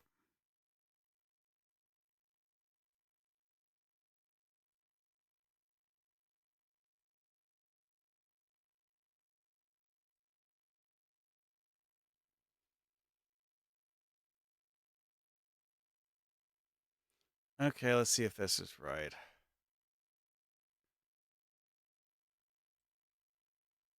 Okay, that just shows me 11. Yeah, okay, cool. Okay.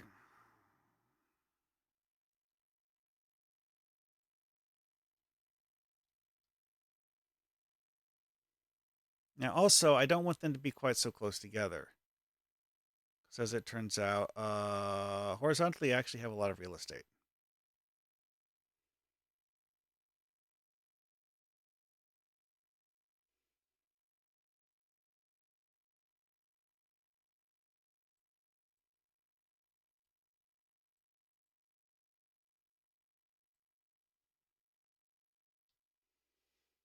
Okay.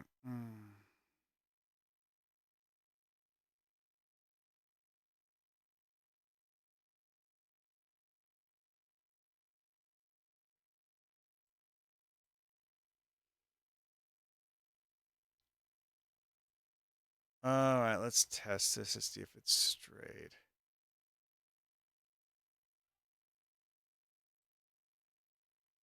Switch this to 1. Okay, it does intersect them all exactly the same way. Cool.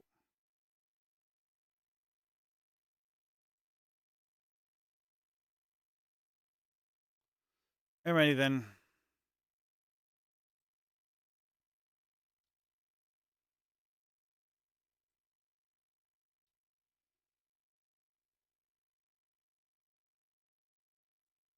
Okay, that looks pretty good. Let's see how that looks when I'm only at regular zoom. It's obviously different from the other one, but you know.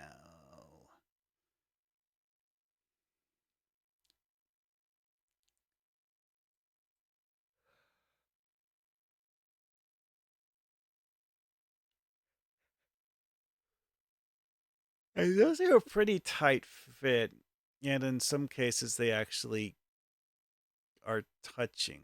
Why would they be touching on some of them but not others? I don't know. Anyway,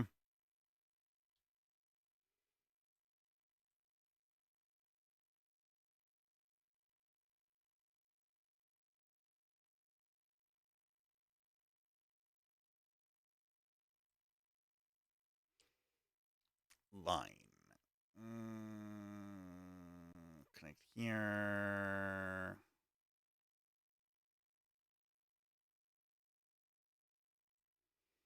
Now I switch this to section 2.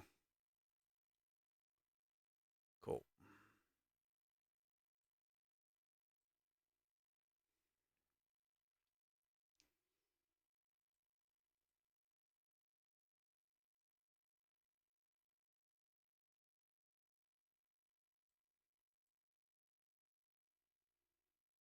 Mm.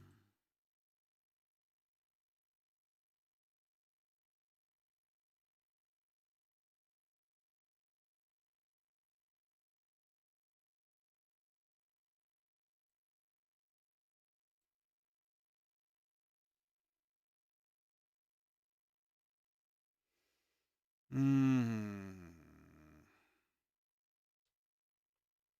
Okay, only one here.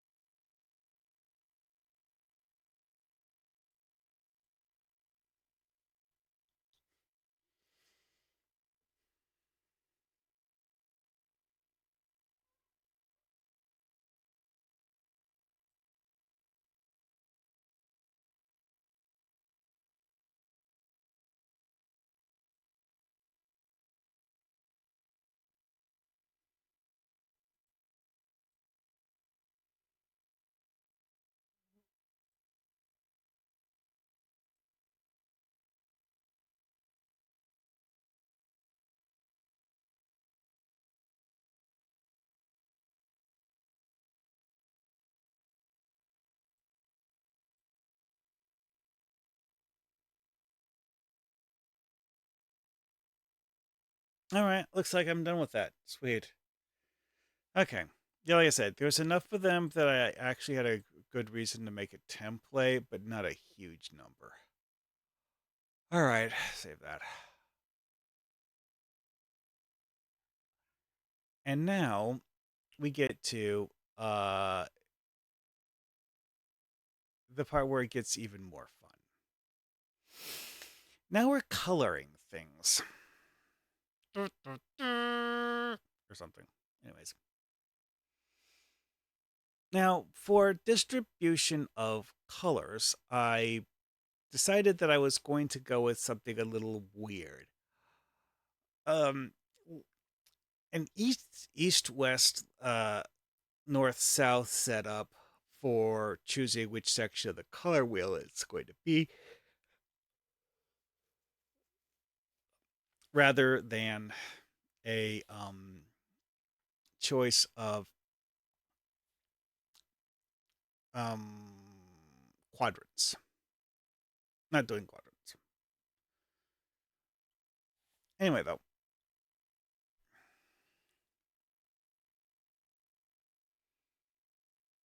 so as is tradition, this one will get to be the bright red color group.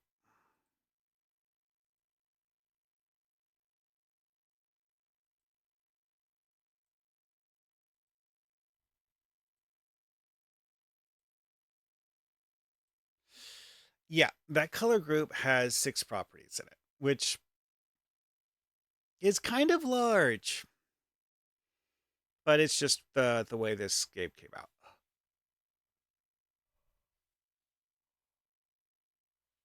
All right, so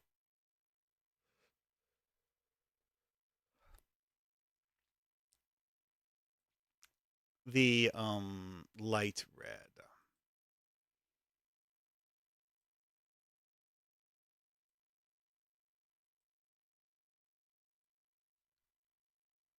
And now, one issue that I have here is that the corner regions, the sub ring, and the actual corner area, I'm going to have to do something with those to associate them with either north or what have you. And I've decided to have. Ow. I decided that I wanted to have the properties for this actually be in line with this side here. So I'm going to have it color grouped that way too. So this brow color group here will actually go on this one.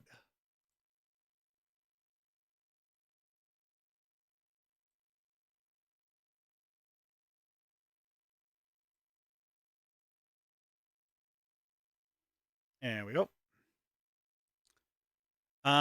This of course means I'm going to I need a fourth color for this, and I'm actually trying to remember what exactly my plan was for that. Uh, right, yellow, light yellow, orange. I think I was going to do light orange for this corner here. I guess it was this dark brown color. The one that I didn't want to use for anything else because it doesn't actually look very good. It's too dark to look good. Whatever. This corner gets to be dark brown. Now, in fairness, Ultimate Monopoly actually does have a black color group and a white color group. I just didn't want to do that. And when you look at Megaopoly, that one, the main ring, which is the traditional Monopoly ring, has solid colored bars for color groups, but the inner circle has weird patterns, and the outer circle has what's the word for it? Color morphs, where each of the color bars will have one color that shifts into a different color. Like at the top of the color bar is green and the bottom of it's red or something like that. Anyway, now we do the east side.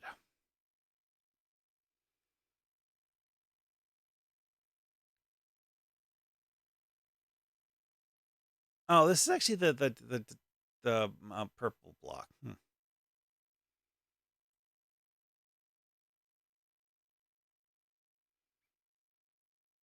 I think this is that color.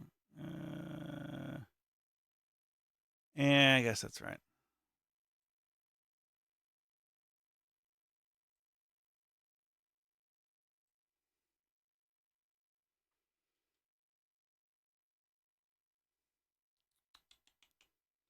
Now we do the lighter color.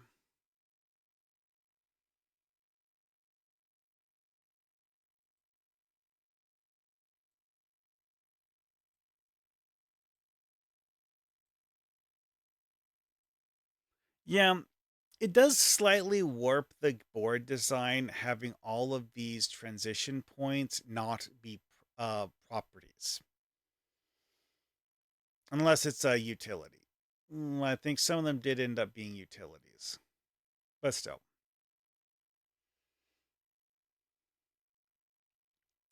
Okay, so the regular purple color gets to be this one here.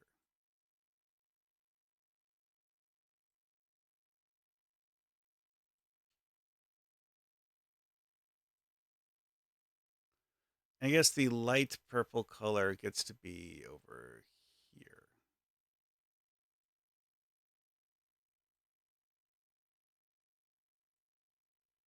Which, yeah, the light purple color is the same one that I used as the background color for the utilities.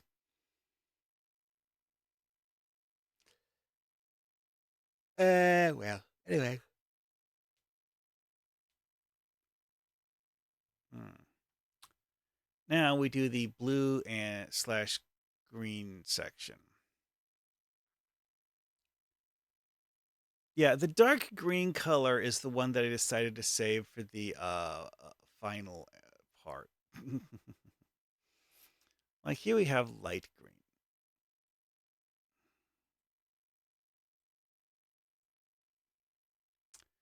And here we have light blue.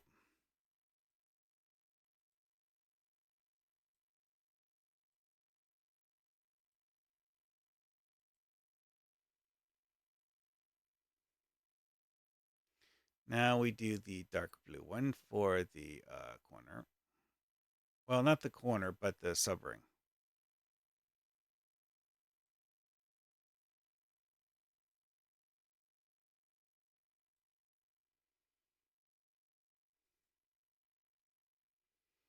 And dark green for the corner.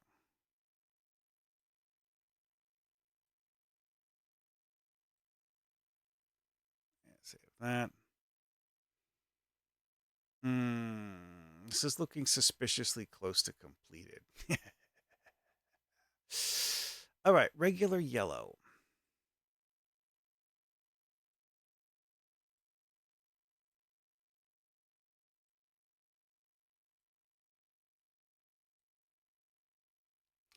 Now we do light yellow.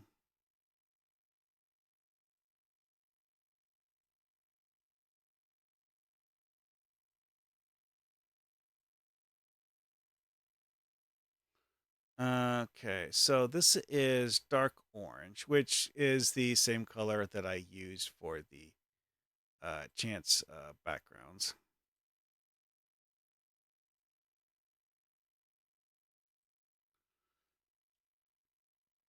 Now we have light orange, which is the same color used for warp zones.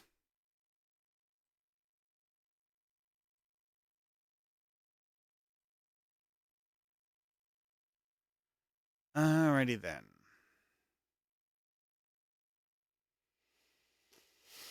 Okay, so There is actually one more thing I need to do.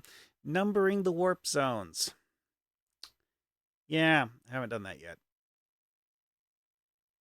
It's actually kind of an important aspect of this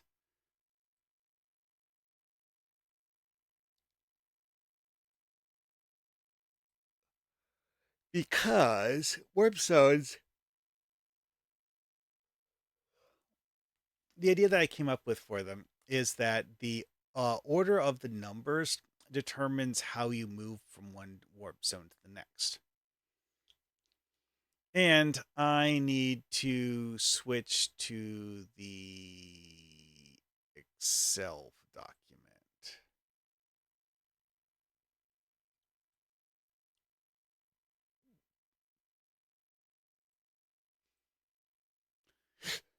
Um, no, that's not it. Oh, here we are.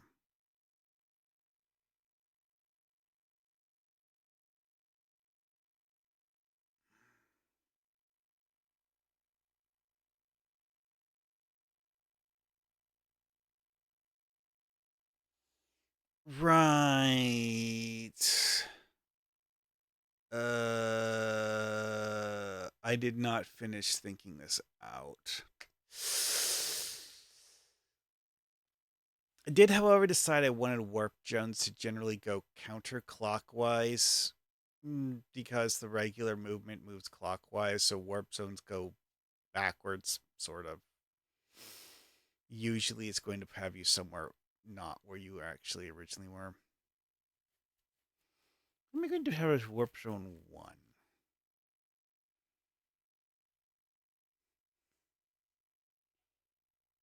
Okay, so this thing here that's marked warp zone 5. Yeah. That's actually the only warp zone that is part of the ring 4. Like the ones here that are in row 31, those are all in one of the spokes connecting ring 4 to ring 3. These are in the like actual rings themselves here, I think.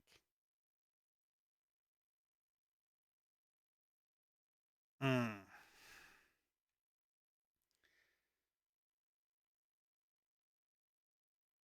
Yeah, because like what I was originally thinking about doing with this is like, oh, I need to come up with some sort of a fancy chart to figure out how to um, control the arrangement and stuff, and because like, where do I want each warp zone to go? And then I realized that I was making everything incredibly complicated, so that I would need to mark on the warp zones where they go to, which I decided later on was a bad idea, and that the simpler way would be to just number the warp zones and have people just like, oh, you're on warp zone 1, go to warp zone 2 or warp zone 3. I decided to allow people a limited choice.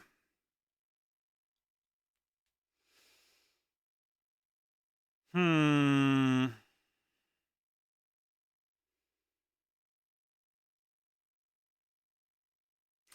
Oh, wait. Hmm.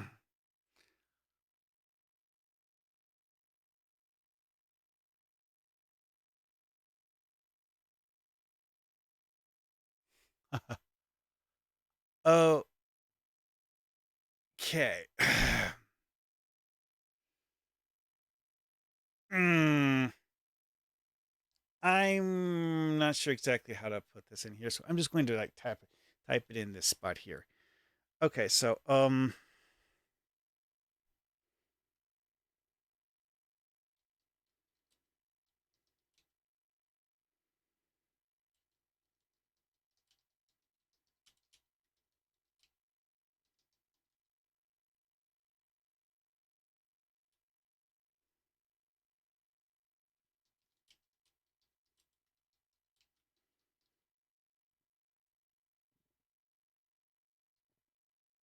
now I phrase this as move to any warp zone because quite frankly, I wanted to have the actually leave in the edge case of having it allow you to stay put if you really want to,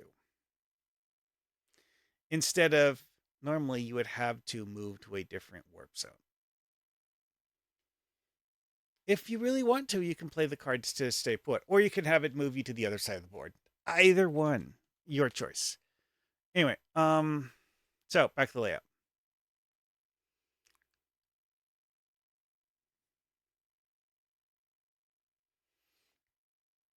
So, the basic gist here is that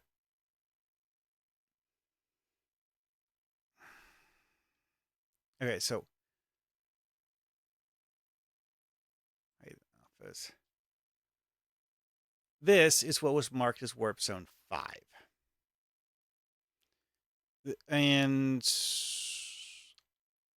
I'm not actually 100% certain. Like, okay, that, um, yeah, okay, that makes sense. Yeah,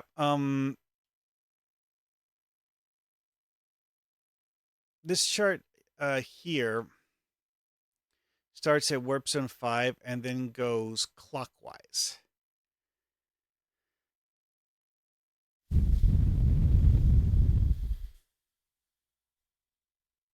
Which, honestly, if the numbers get larger going clockwise, that would actually work fine. No, wait, no. Numbers get smaller. Actually, you know what? I'll just renumber that one to 10. Yeah, just renumber that one to 10.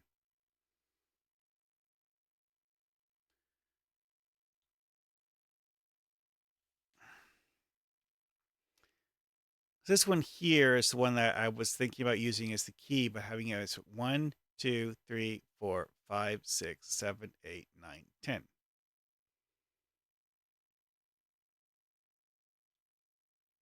Simple. I mean, it seems simple. It's not really that simple, but whatever. Close enough.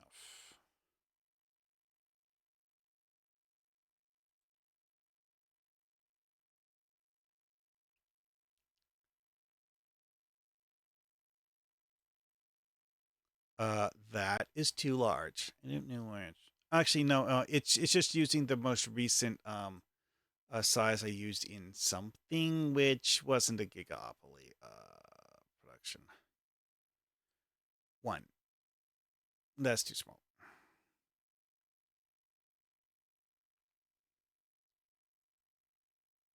Try 18.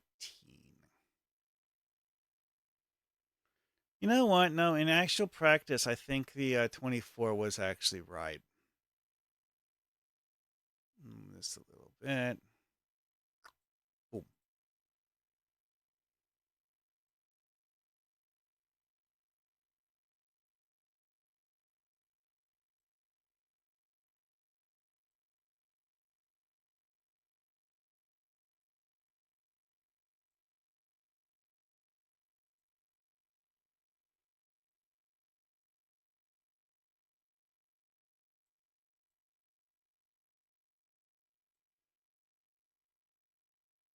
Yeah, there are no warp zones there. Nope, nope, nope.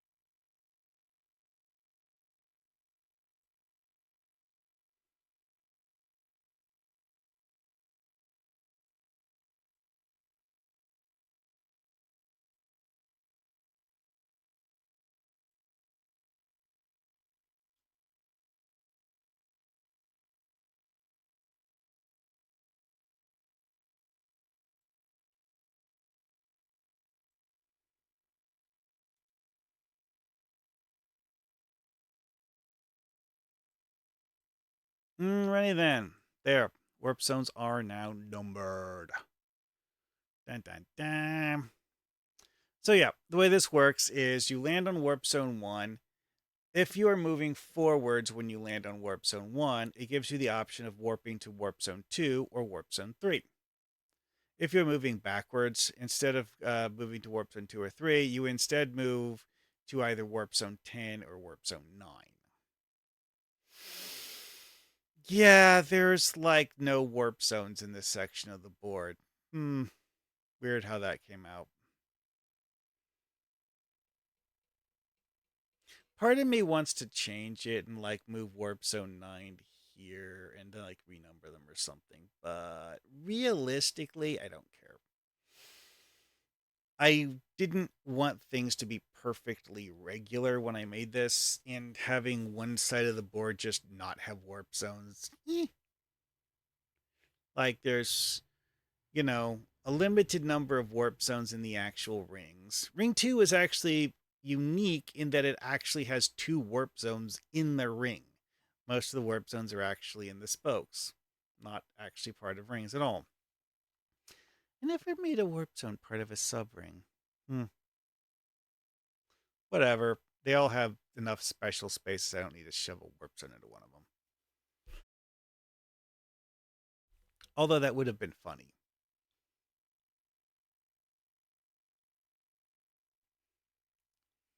Anyways, though,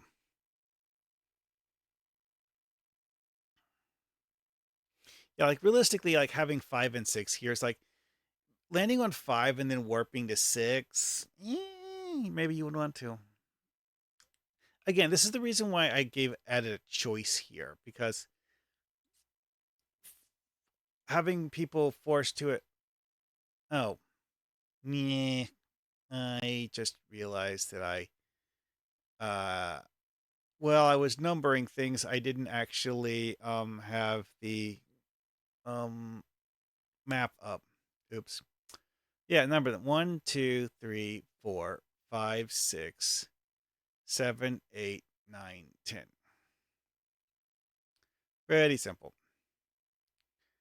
Move if you're moving forward, you land on 1. You can move to either 2 or 3. Moving backwards, you have to move to either 10 or 9.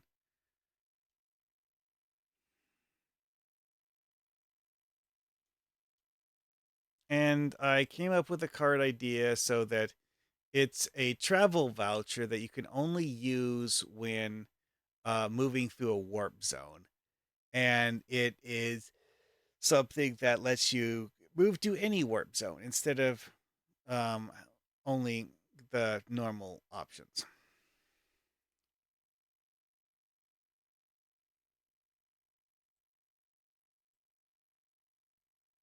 Okay, so let's go back in here. I was like, I know I mentioned warp zones in here.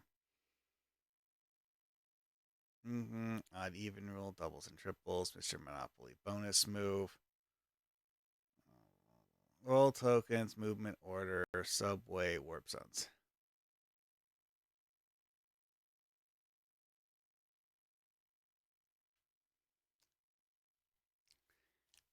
Yeah, I need to rephrase that because like this is a phrase. It's move directly to.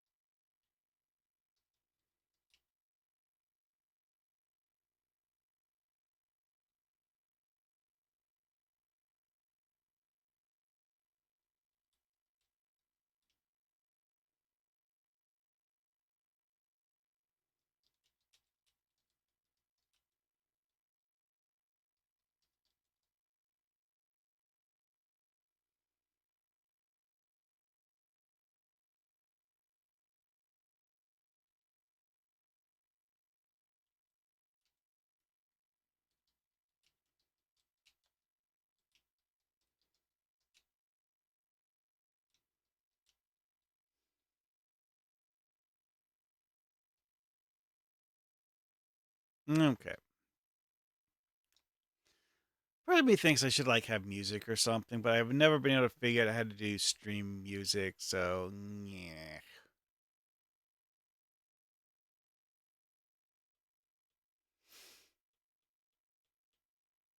Someday I should ask Asmongold, uh, if he, well, okay, he's probably not going to tell me, but why on earth he keeps using the Tristram music as background music when he's streaming? Actually, I'm not even sure that it's audible in the actual stream. It might just be something that gets added to the VODs, but even so, Tristram theme music from Diablo 2 is something that comes up often.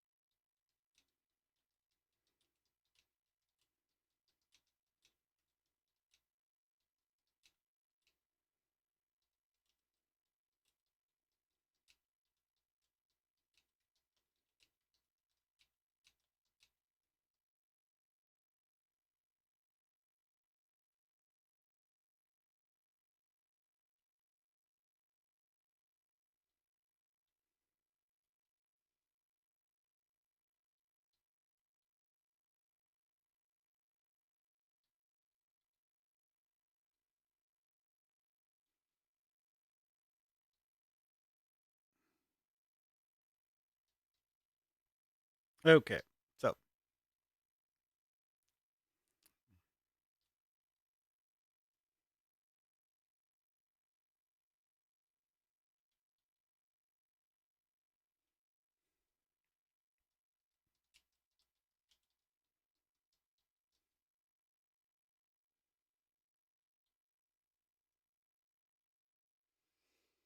alrighty then.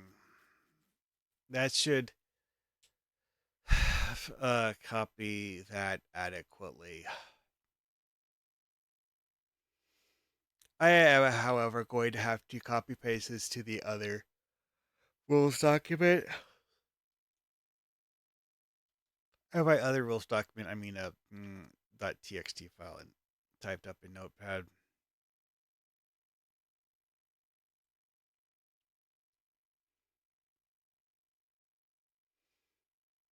Which no, I don't actually have that where the stream is recording it.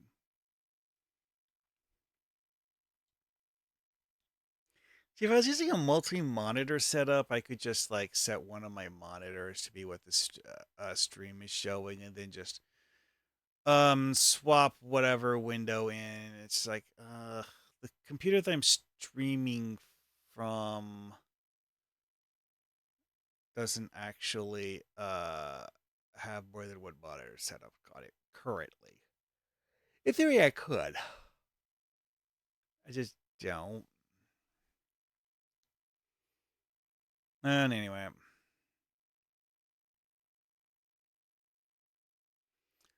well, there. That's done with. Over 2 hours. Yeah, it's long enough. And I'm tired. This is a good point to stop.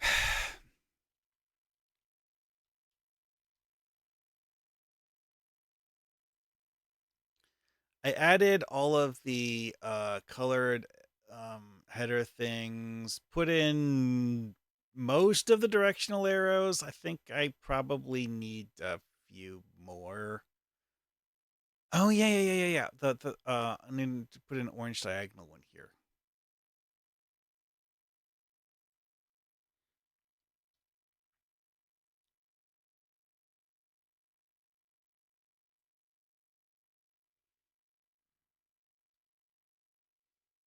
Rotate left.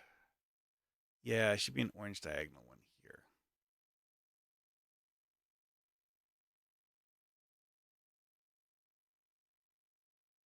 Part of me thinks I used to have one there, and I deleted it for some reason. But no. There should be one there. Yeah, there. Okay. All right. It's not perfectly symmetrical in the way that I did the arrows, but it's consistent enough that it shouldn't be confusing to people. Alrighty then. Well, that has been fun? Question mark. Actually, for most people watching this, it was probably boring. I know doing these is not particularly thought provoking. And I'm done now. Oh.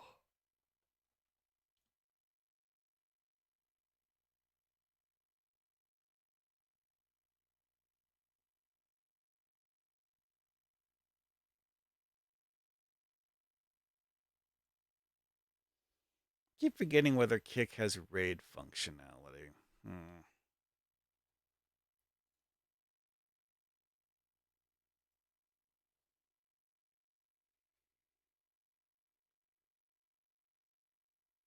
No, no, it doesn't.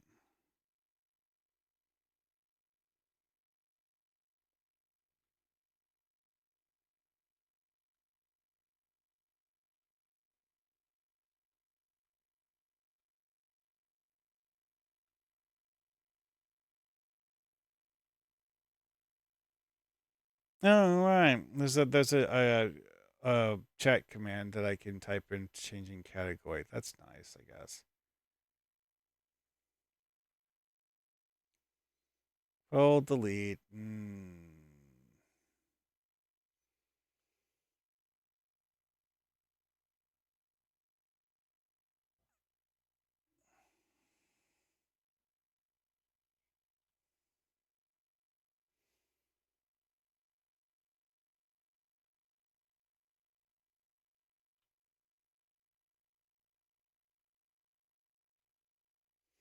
Yeah, okay, I think I could um host, but I don't actually know what that does.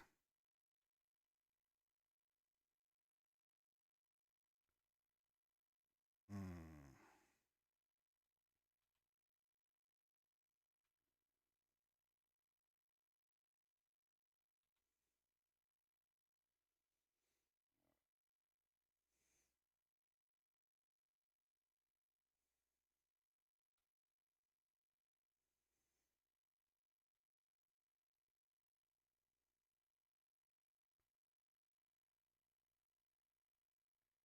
Q R.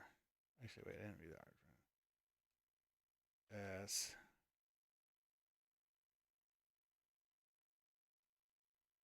T U V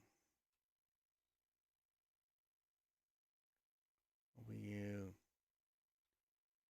X Y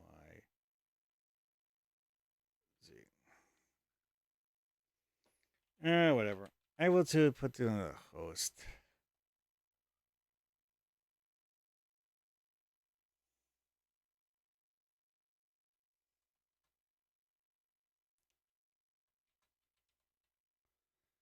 Alrighty then. Well, I will see you guys later. Hopefully, it will not be a time period of 2 weeks before I do another one of these because, yeah, it was actually, I think it's probably close to 3 weeks now.